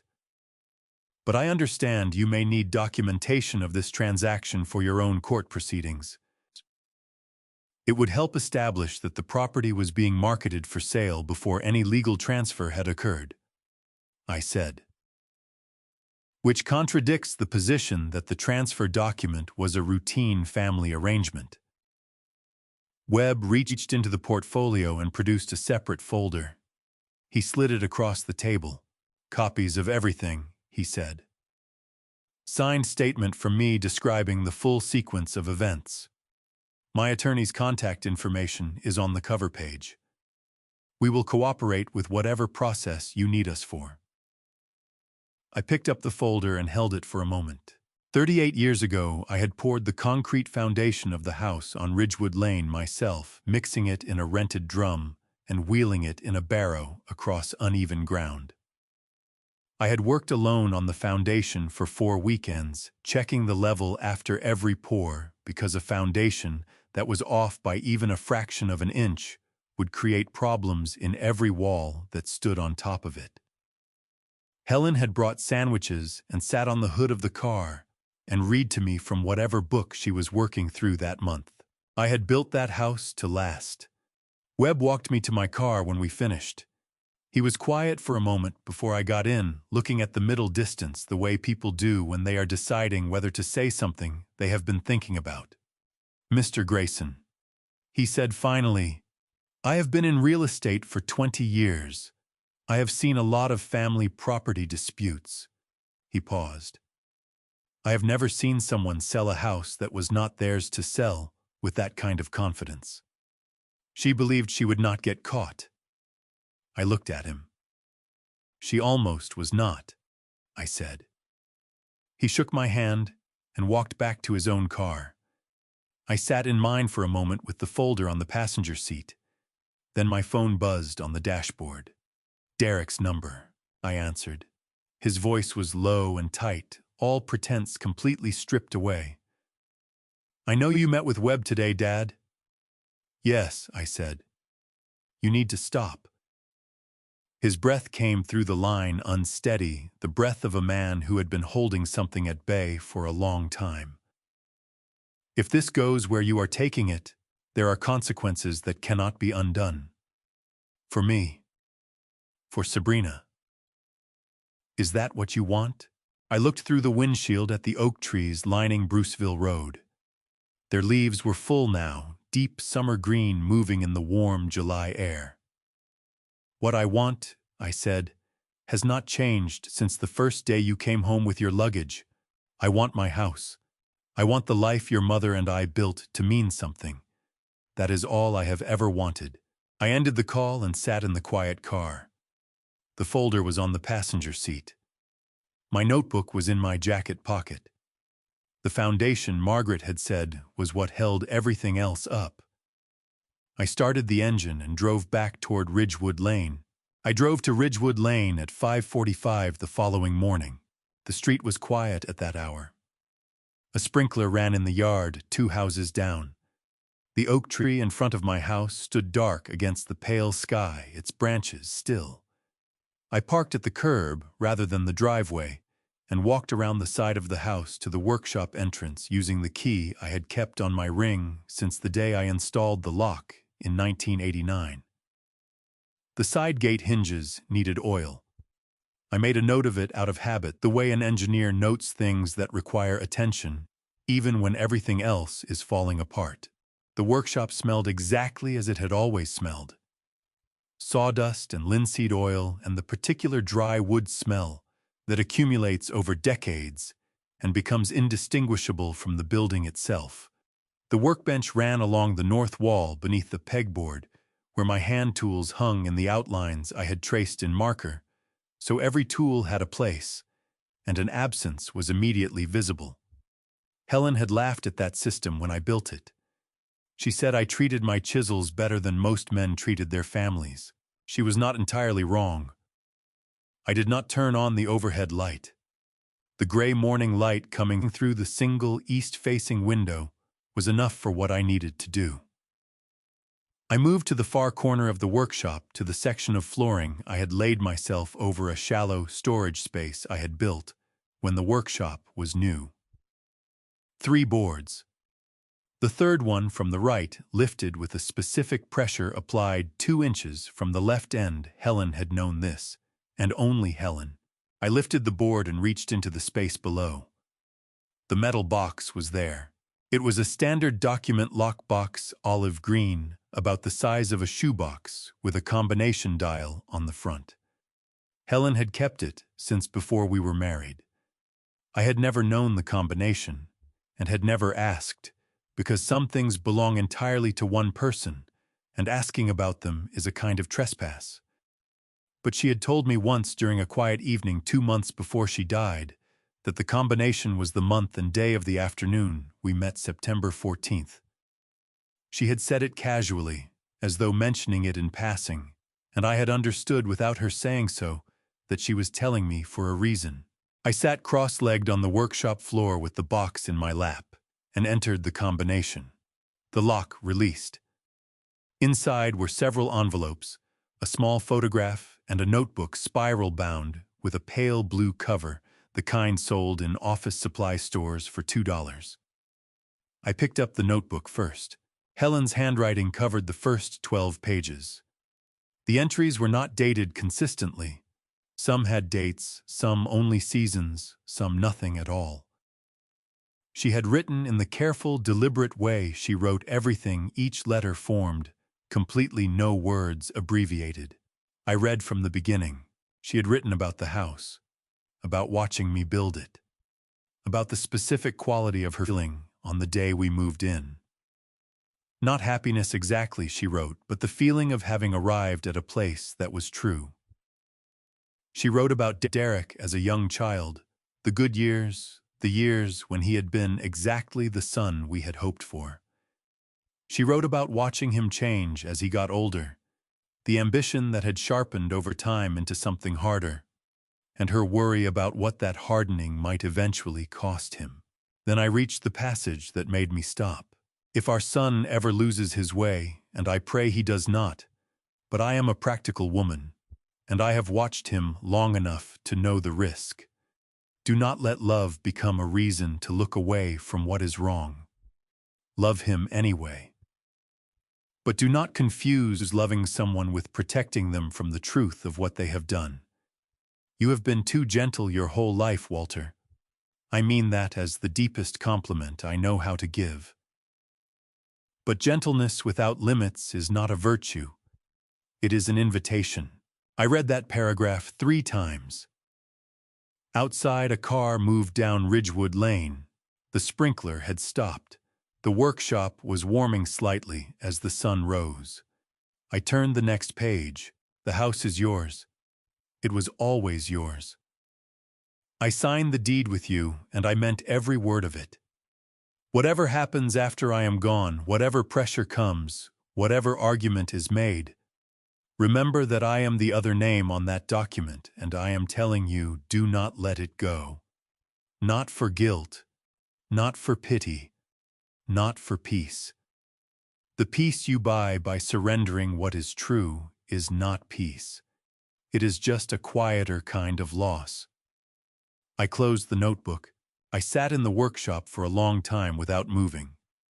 The morning light had shifted, and now came in at a lower angle across the workbench, catching the dust in the air and making it visible all the small suspended particles that were always there, but could only be seen in the right light. At the bottom of the box, beneath the envelopes, was a small object I had not noticed at first, a USB drive, small and black, with a strip of white tape on one side. Written on the tape in Helen's handwriting were 4 characters. 1985.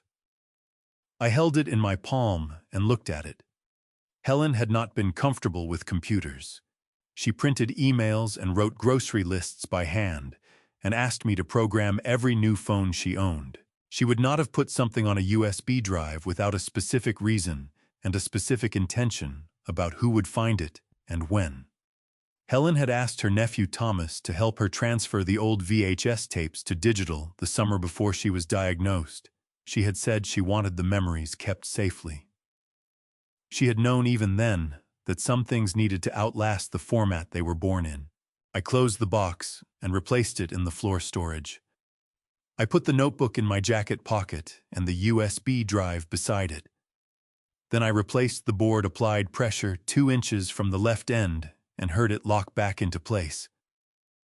I stood up and looked around the workshop one more time.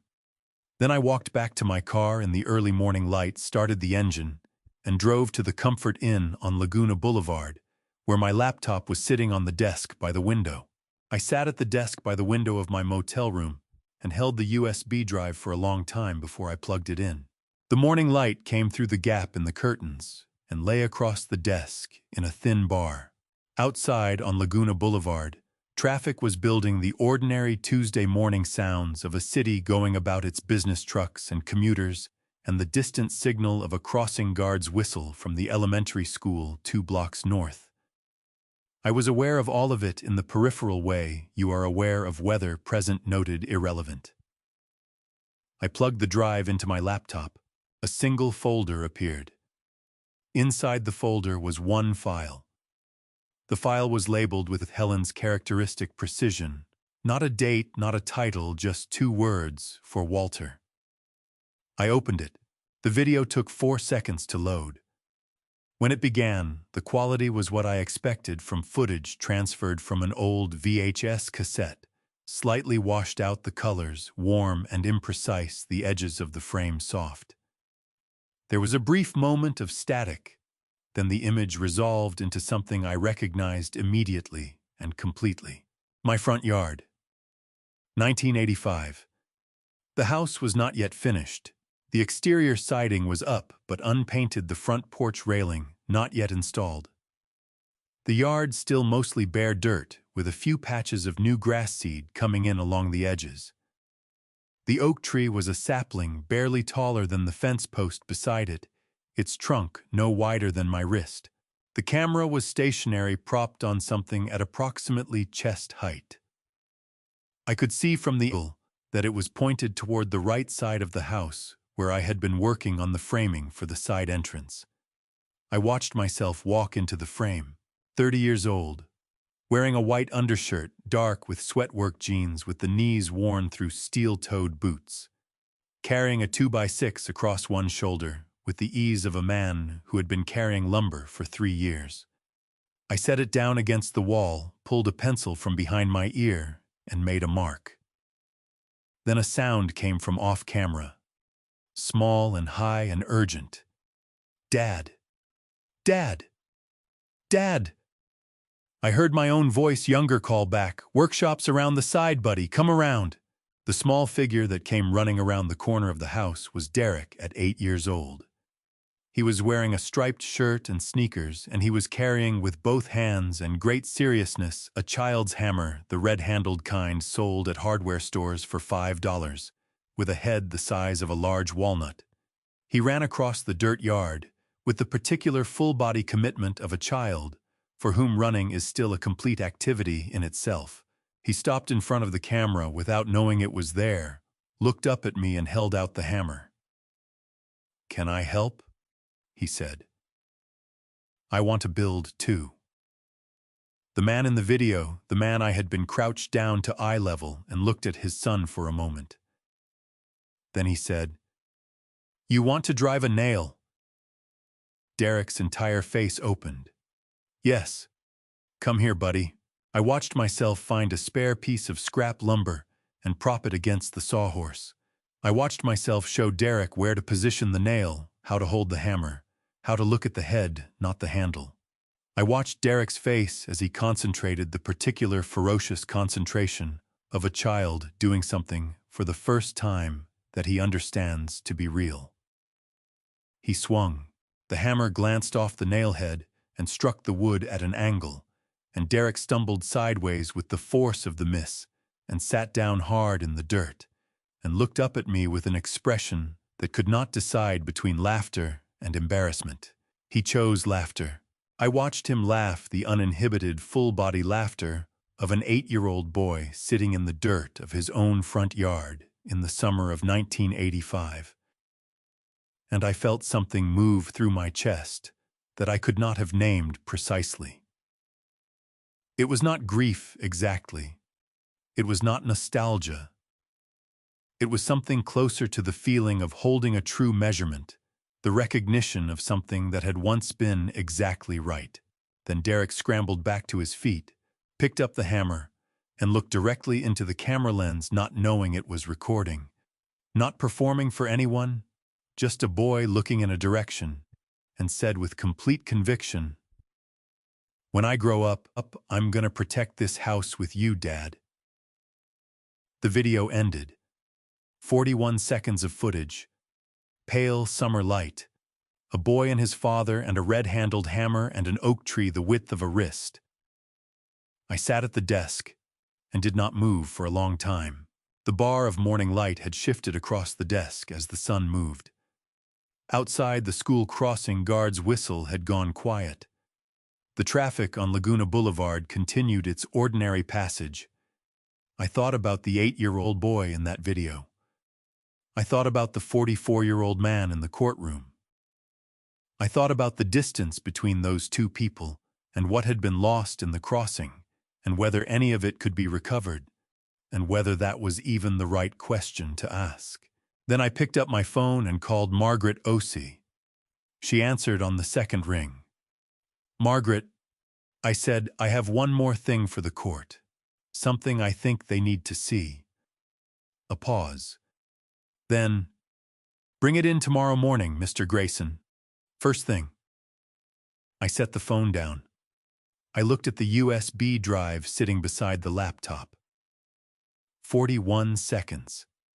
The oak tree no wider than my wrist, and a boy who had once meant every word he said. I put the drive carefully in the inside pocket of my jacket directly over my heart, and sat in the quiet room until it was time to go. Before I reveal what happened when the final evidence hit the courtroom table, if you're listening here on Dad's Revenge Stories, type 1985 or Justice in the comments, so I know you're still with me.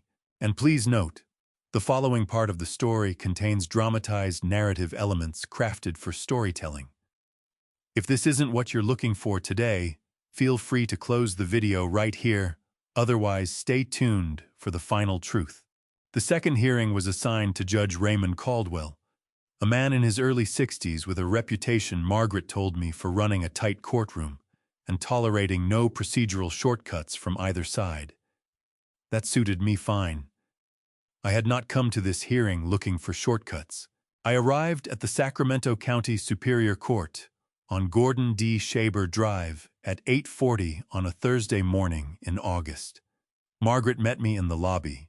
She was carrying 2 folders and a trial bag, and had the focused expression of a person who had done her preparation and was ready to work. She looked at my jacket, at the folder under my arm, and nodded once. "How are you feeling?" she asked. "Ready?" I said. We walked through the security checkpoint together and took the elevator to the 3rd floor. The courtroom was larger than the one from the first hearing, higher ceilings, more gallery rows, windows along the east wall that let in the morning light at a low angle. I noted these things the way I noted structural details on any building I entered, out of a habit 40 years in the making. Gerald Foss was already at the opposing table. He had added a second attorney, a younger woman in a gray suit, who was arranging exhibits with the careful efficiency of someone who understood that organization was its own form of argument. Derek sat beside Foss in a dark jacket. He was looking at the table when I walked in. Sabrina was not in the courtroom. I noted that too. Margaret and I took our seats. She opened her first folder and reviewed her notes without speaking. I placed my own folder on the table and rested both hands flat on the surface and looked at the empty bench and breathed. Judge Caldwell entered at 9:30 exactly. Everyone stood. He settled into his chair, opened the case file, and spent 90 seconds reading. Then he looked up. "We are here on a petition for conservatorship of the estate of Walter Raymond Grayson, filed by Derek Allen Grayson." He looked at both tables. "I have reviewed the prior proceedings and the recusal of Judge Holman. I have also reviewed the preliminary submissions from both parties." He set down his glasses. "Mr. Foss, you may present your case." Foss stood and spoke for 18 minutes. He was good, I will give him that. He presented the conservatorship argument methodically. Walter's age, his solitary living situation, the scale of the property, Derek's concern for his father's welfare. He submitted the video clip of me at the restaurant, my hand trembling slightly around a water glass. He submitted the neighborhood petition with Carol Finch's signature. He submitted the transfer document with my supposed signature dated May 12, 2022. He described these as evidence of a family acting responsibly in difficult circumstances. Then he sat down and looked at our table with the measured confidence of a man who believed the morning was already decided. Margaret stood. She spoke for 26 minutes. She submitted my complete medical records from Mercy General Hospital covering May 12, 2022. The ICU admission, the nursing notes in Donna Pruitt's handwriting, the attending physician's report, confirming I had been unconscious and medically incapacitated for 18 hours. She submitted Thomas Redfield's notary journal, showing his office had been closed the entire day due to a power outage. She submitted Marcus Webb's signed statement describing Sabrina's unauthorized solicitation of a $380,000 deposit on a property she had no legal authority to sell. She submitted Frank Delano's written account of Derek's February visit and the text message Derek had sent requesting a false witness statement. With each submission, Foss's second attorney wrote something on her legal pad.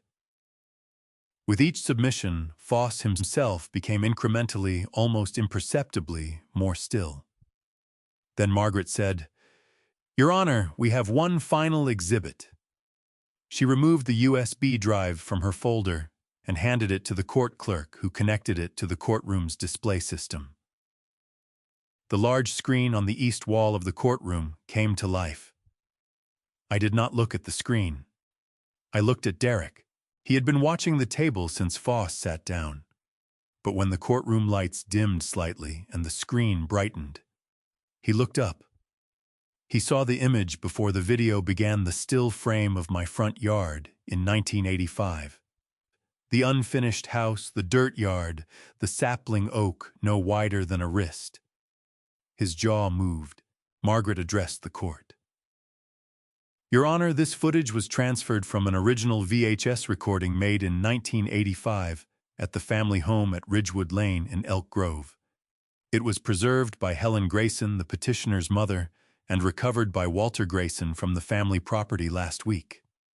She clicked play. The sound came first. The slight hiss of old magnetic tape, then wind, then the distant noise of a neighborhood summer morning 40 years ago.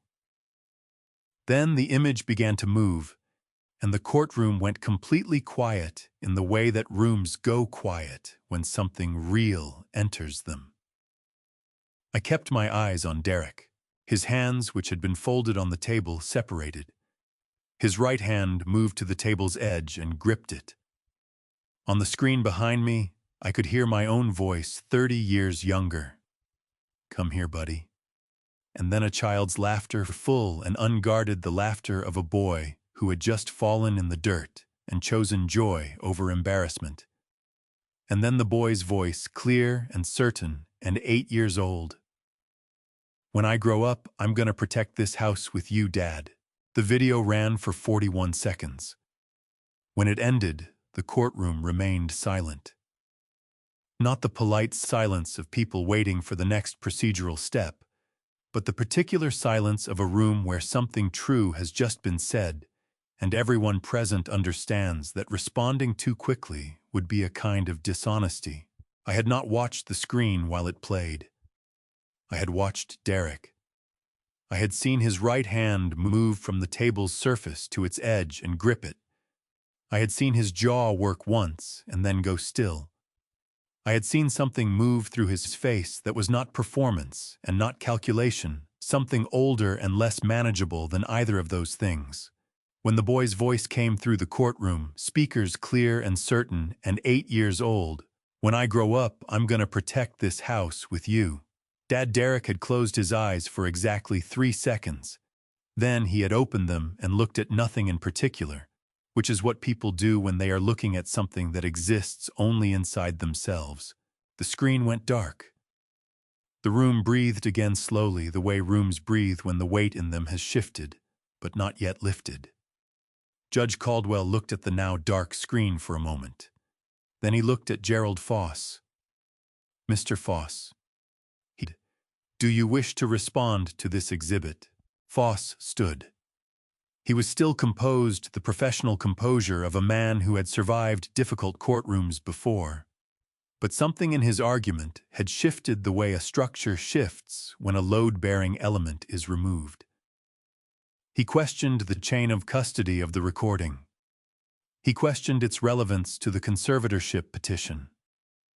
He spoke for 4 minutes and used many words and said very little that the room had not already understood was insufficient. I watched Foss the way I used to watch subcontractors who were explaining why something had gone wrong on a job site. There is a particular quality to that kind of speech, fluent, professional, technically correct in its individual components, and fundamentally evasive in its overall direction. Foss was very good at it. But Judge Caldwell had been listening to that kind of speech for 30 years from both sides of the aisle, and his expression did not change once during the 4 minutes. When Foss sat down, the judge looked at Derek directly. "Mr. Derek Grayson," he said, "you are the petitioner in this matter.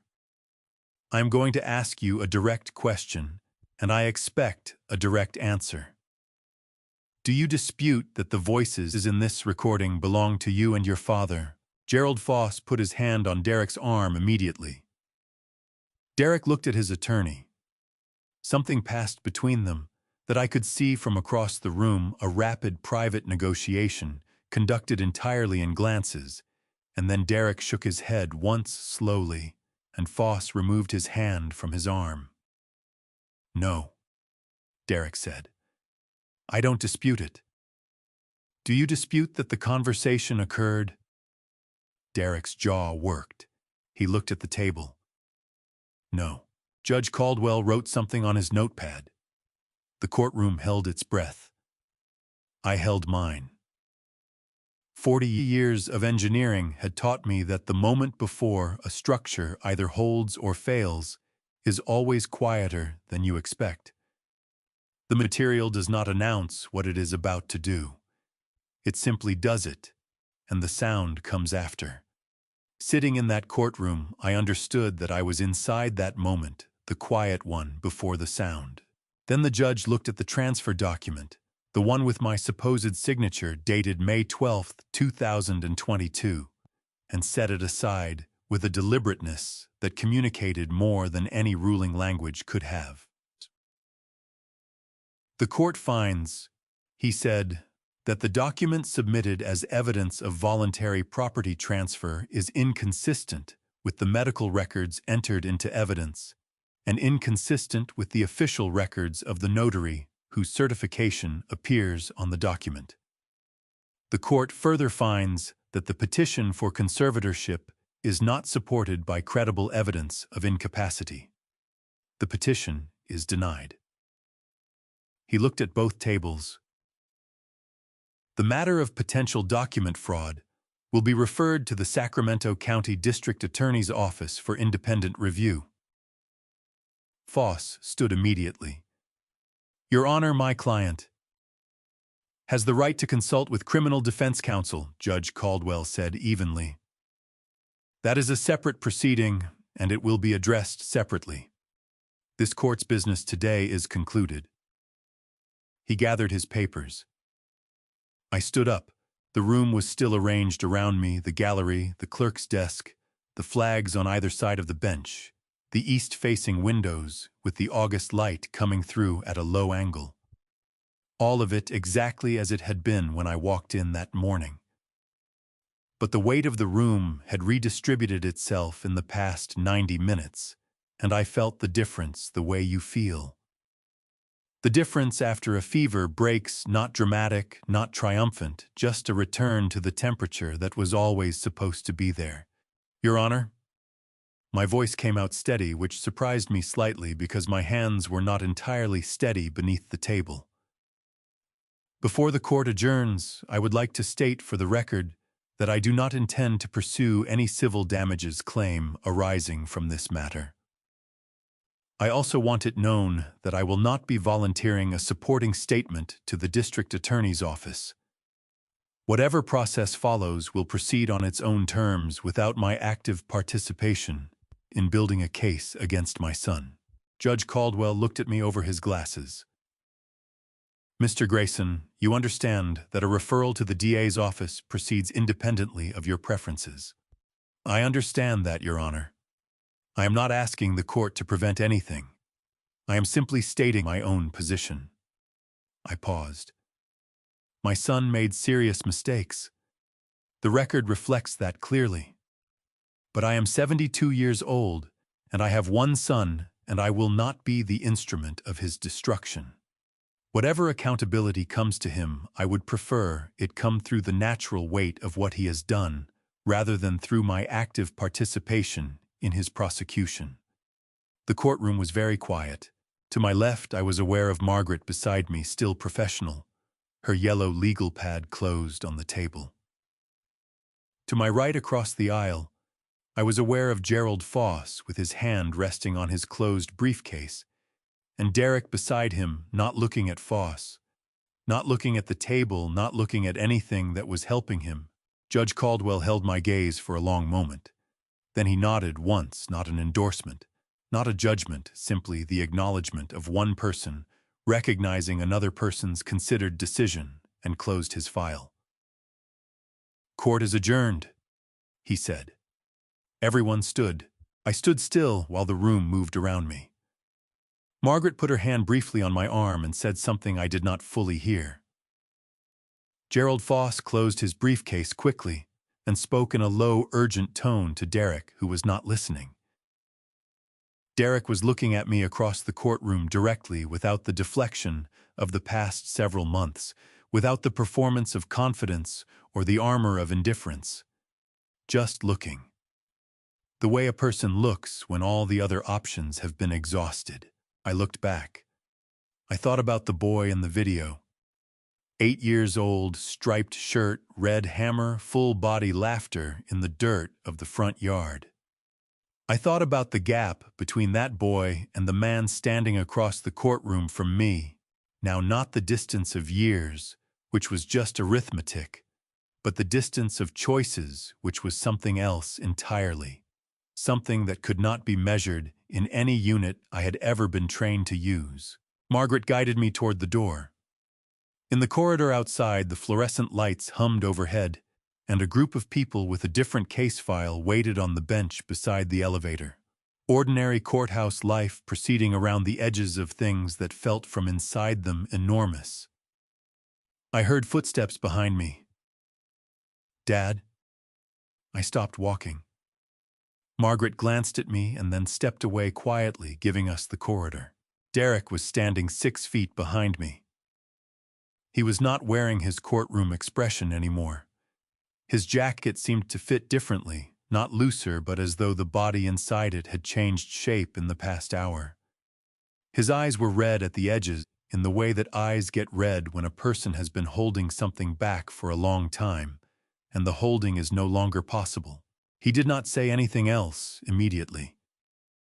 He stood there in the courthouse corridor with the fluorescent lights making everything equally pale, and waited. I turned to face my son. He was 44 years old. He had his mother's forehead and my hands and a set of mistakes that were entirely his own. He had been the boy with the red hammer in the summer of 1985, and he had also been the man across the mahogany table in the mediation office. And he was also this, a person standing in a hallway, having run out of road. "I don't know how to start," he said finally. His voice was rough, the way voices get rough when the throat has been tight for hours. Then don't start anywhere complicated," I said. "Just start with what's true." He pressed his lips together. His chin dropped slightly. When he looked back up, his eyes were wet. "I'm sorry, Dad," he said. "I'm sorry for all of it." I looked at my son for a long moment. Outside the courthouse windows, Sacramento was going about its Thursday. Traffic on Gordon D. Schauber Drive. A delivery truck double-parked at the corner. 2 pigeons working the steps below. The city indifferent and ongoing and entirely unaware that something had just been said in this corridor that would take years to fully mean what it meant. "I know one," I said. We found an empty conference room on the 2nd floor of the courthouse. Margaret had pointed it out, as she left a small room with a glass door and a rectangular table and 4 chairs used between hearings for attorney consultations. She had looked at me, and then at Derek, and then back at me without saying anything, and I had nodded, and she had gone to wait in the lobby. The room was vacant and unlocked. We went in and closed the door, and sat across from each other at the small table the way we had sat across from each other at my kitchen table 6 months ago. Except that everything between then and now had stripped away every pretense we had both been maintaining for longer than either of us probably understood. Derek sat with his hands in his lap. His jacket was off, now folded over the back of his chair. His shirt was slightly rumpled from the morning. He looked like a man who had been very tired for a very long time, and had finally stopped pretending otherwise. I looked at my son and waited. "I don't know how to explain it," he said. "I've been trying to find the right words since I walked out of that courtroom, and I don't have them." "Then don't look for the right words," I said. "Just tell me what happened." He exhaled slowly. "The business started falling apart about 3 years ago. A development deal in Rancho Cordova that I had staked everything on. The financing collapsed. The partners walked, and I was left holding contracts I couldn't fulfill. By the time I understood how bad it was, I owed $2.3 million to people who were not interested in payment plans. "You didn't come to me," I said. "No." "Why?" He pressed his hands flat on the table. "Because I was 41 years old, and I had spent 20 years telling myself I didn't need your help anymore, that I had built something on my own. Coming to you with $2.3 million in debt felt like—" He stopped, started again. "It felt like admitting that everything I had been was a performance." I sat with that for a moment. Outside the glass door, a court officer walked past the corridor without looking in. The building went about its business around us. "And Sabrina?" I asked. Derek's jaw tightened. The plan was hers initially. I want to be honest about that. She came to me with the numbers, what the house was worth, what it would clear after everything. She said your remaining years would be more comfortable in a facility, that you would be looked after properly, that this was the logical solution. He paused. And I listened to her because I wanted to believe there was a version of this where I wasn't doing something wrong. "But you knew," I said. He did not look away. "Yes, I knew." That honesty cost him something. I could see it in the set of his shoulders, in the way his hands pressed harder against the table as the words left him. I did not make it easier. He had earned the weight of saying it plainly. "The document," I said. "The transfer agreement."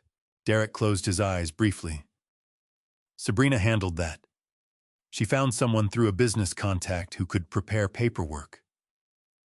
I did not ask the specific questions I should have asked, because asking them would have forced me to confront what I already suspected. His voice dropped. "That is not an excuse. It is just what happened." "And the date," I said. "May 12th, 2022. He opened his eyes. "I didn't know you were in the hospital that day. I found out after. When I realized what date had been used, He stopped. "You said nothing," I said. "I said nothing," he confirmed. The words came out flat and without defense, which was the only way they could honestly be said. I stood up from the table and walked to the window. The courthouse faced east, and the morning light had shifted now, coming in fuller and more direct than it had at the start of the hearing. Below on Gordon D. Shaber Drive, a city bus was pulling away from the stop. Two pigeons worked the sidewalk near the entrance. I thought about 1998. I thought about the phone call and the truck and the check. I thought about how I had never once used that moment as leverage, never once let Derek feel the weight of it as a debt, because I had believed, genuinely believed, that a father's sacrifice should be invisible. That love expressed as sacrifice and then held over someone was not love, but a transaction dressed in softer language. I wondered now whether my invisibility had been a kindness or a failure. Whether Derek had grown up understanding that some things cost everything precisely because they were worth everything, or whether he had grown up understanding only that cost, when it came, would be absorbed by someone else. I turned back from the window. "When your mother was sick," I said, "she wrote in her notebook that I had been too gentle my whole life. That gentleness without limits is an invitation." I paused. "I think she was right. I think I made it very easy for you to believe that I would absorb whatever came, that there would always be a cushion between you and the full weight of your choices." Derek's throat moved. "Dad, I am not saying this to punish you," I said. "I am saying it because it is true and because you are my son, and I would rather tell you a hard truth than a comfortable lie. I came back to the table and sat down. You are 44 years old. You have made serious mistakes.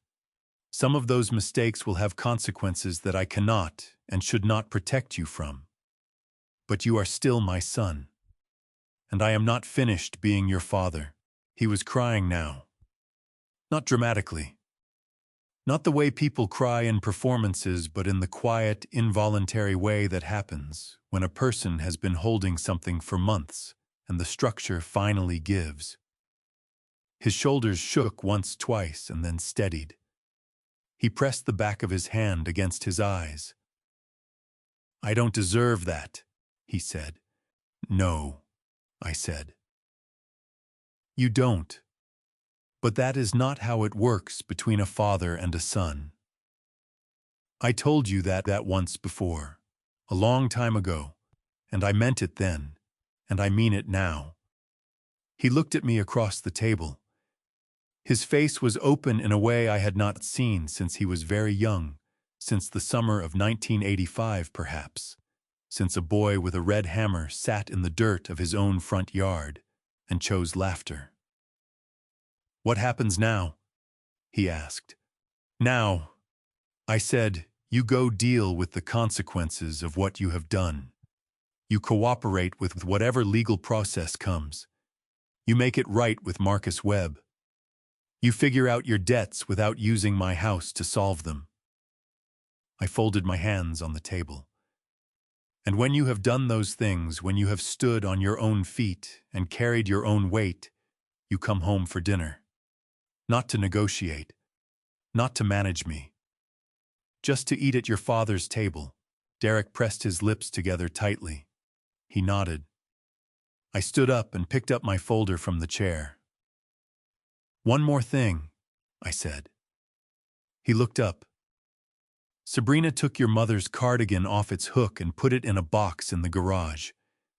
When you go home today, wherever home is now, I want you to think about what kind of man does that and what kind of man you intend to be going forward. I opened the glass door and walked out into the corridor. I moved back into the house on Ridgewood Lane on the last Friday of August. Derek and Sabrina had vacated 3 days after the hearing. I did not ask where they went, and Derek did not volunteer the information. He had sent me a text message, short, factual, no performance, saying the house was clear and the keys were on the kitchen counter where they had always been. I read the message twice, noted that it contained no excuses and no requests, and drove to Elk Grove the following morning. The house smelled different when I opened the front door. Not bad, just unfamiliar the way a room smells when the people in it have been replaced by different people. I set my bag down in the entryway and stood for a moment and let the building settle around me. The floors creaked in the places they had always creaked. The kitchen faucet had its familiar quarter-turn delay before the water ran warm. The workshop key still fit the side gate lock, even though the hinges still needed oil. I oiled the hinges that afternoon. It took 4 minutes. I had been meaning to do it since March. Helen's cardigan was still on the hook beside the closet door in the bedroom. Her photograph was on the wall above the dresser. Her blue coffee mug was where I had always kept it. The morning light found it the way it always had. I had put everything back myself after Sabrina's people had cleared the room, and it had stayed where I put it. I made coffee and stood in the kitchen and drank it and listened to the house. The letter from Judge Patricia Holman arrived on a Tuesday morning in the second week of September. It came in a standard white envelope with no return address. Just my name and address in careful, unrushed handwriting. The kind of handwriting that belongs to a person who writes letters by hand because they understand that some things should not be communicated any faster than ink can carry them. I sat at the kitchen table and opened it. She wrote 4 paragraphs. I will not reproduce them word for word because they were written for me and they belong to me. But I will say what they contained. She wrote about the night on Route 50. She described what she remembered, the rain, the sound of her own breathing in the collapsed car, the broken window, and then a voice that came through the dark and the noise and said, "I'm not leaving." She wrote that she had spent 15 years wondering whether she would ever encounter the person that voice belonged to, and that when she had looked up from the case file and seen my face across the courtroom, she had understood immediately and completely. She wrote that she had recused herself, not because she doubted her own impartiality, but because she refused to give either side any reason to question the integrity of the outcome. She wanted whatever happened in that courtroom to be unassailable. She wanted the truth to win on its own terms, without any shadow of personal connection to complicate it. And then she wrote the sentence I have read more times than I can count since that September morning. "You stayed with me in the rain because it was right, not because anyone was watching, not because there was anything to gain." That is the rarest kind of character I know, Mr. Grayson, and I want you to know that it was not wasted.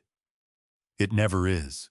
I folded the letter and placed it in the front cover of Helen's blue notebook, which I had put on the kitchen shelf beside her coffee mug. 2 things she had left me.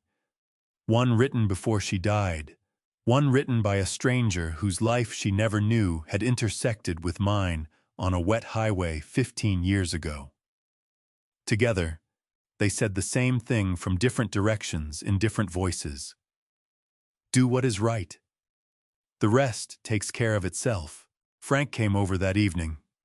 He brought a thermos of coffee and 2 sandwiches from the deli on Grant Line Road, and we sat on the front porch in the wooden chairs I had built in 1987. The oak tree cast a long shadow across the front walk in the early September light. The raised root that I kept meaning to fix was still there, lifting the corner of the walkway at its familiar angle. I told Frank about the letter. He listened without interrupting, which was one of the things about Frank that had never changed in 35 years. When I finished, he poured coffee from the thermos into both cups and handed one to me and looked out at the oak tree for a moment. "Helen would have liked her," he said. "She would have invited her to dinner," I said, "and made her stay for dessert." Frank smiled. It was the first time in several months that smiling felt like the natural shape of the moment rather than something that required effort. 3 weeks later, I called Margaret Osei and told her I wanted to begin the process of amending my will. She came to the house on a Wednesday afternoon, and we sat at the kitchen table, the same table where Derek had placed the cream envelope with the senior living deposit, the same table where I had unfolded the property listing with Marcus Webb's name on it, and I told her what I wanted to do. The house at Ridgewood Lane upon my death would be donated in its entirety to a nonprofit organization providing permanent supportive housing for elderly residents without family support in Sacramento County. The workshop would remain available to me for the duration of my life. A small endowment from my retirement savings would cover maintenance costs for the first decade after my death. Margaret wrote everything down carefully. When I finished, she looked up. "This is a significant gift, Mr. Grayson." "It is a significant house," I said. "It should go somewhere significant." She left at 4 o'clock. I walked her to her car and then stood in the driveway for a moment, looking at the front of the house in the afternoon light. The paint was holding. The porch boards needed refinishing. I had noted that in my maintenance log and scheduled it for October.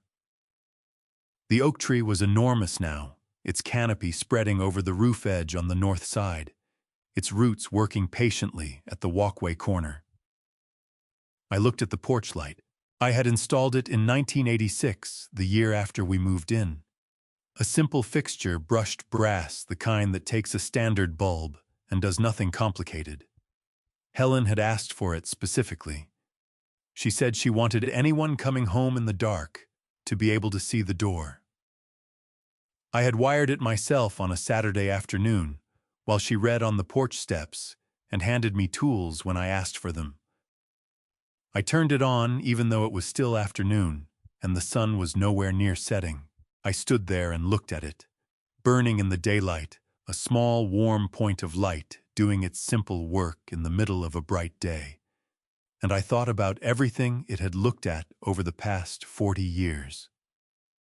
Derek coming home from high school. Helen sitting under it on summer evenings with her book. Me returning from job sites in the late dark, seeing it from the end of the street and knowing I was nearly home. I thought about what a house is, not the lumber and the concrete and the 40 years of maintenance logs, not the assessed value that Sabrina had printed on a listing sheet or the number that Derek had needed to make his debts disappear. A house is the accumulated weight of the people who lived honestly inside it. The arguments and the dinners and the ordinary Tuesdays and the extraordinary grief and the quiet mornings when nothing particular happened. But the light came through the window at the right angle, and for a moment everything felt exactly as it should be. Helen had understood this. She had written it in her notebook in the careful handwriting of a practical woman who wanted to make sure the truth survived her. I went inside and made dinner. I ate at the kitchen table with the back door open to the evening air. The oak tree moved in the breeze outside the window. Somewhere down Ridgewood Lane, a dog was barking at something, and a neighbor's sprinkler was running, and the ordinary sounds of a neighborhood evening came through the screen door and filled the kitchen the way they had filled it for 4 decades. When I finished eating, I washed my dishes and put them away and turned off the kitchen light. The porch light stayed on. If there is one thing this family story has taught me, it is this: the things we build with love do not belong to us alone. They belong to everyone who ever sat beside us, believed in us, and stayed. I am not a perfect father. I was too gentle for too long, and my silence taught my son that consequences could always be absorbed by someone else. Do not make my mistake. If you love someone, tell them the truth early, clearly, and without waiting for a courtroom to say it for you. I believe God put certain people in our path at the right moment. A judge who remembered a rainy night. A friend who measured twice. A wife who wrote the truth before she left. These grandpa stories are not just stories. They are mirrors. Every family story worth telling asks the same question. When everything is stripped away, who do you choose to be? This has been one man's answer. If this grandpa story reached something in you today, leave a comment below. Share it with someone who needs to hear it, and subscribe so you never miss the next one. Your presence here means more than you know. Thank you sincerely for staying until the end. The stories that follow contain fictional elements crafted for reflection and life lessons. If that is not what you are looking for today, no hard feelings. Choose what serves you best, and we will be here when you return.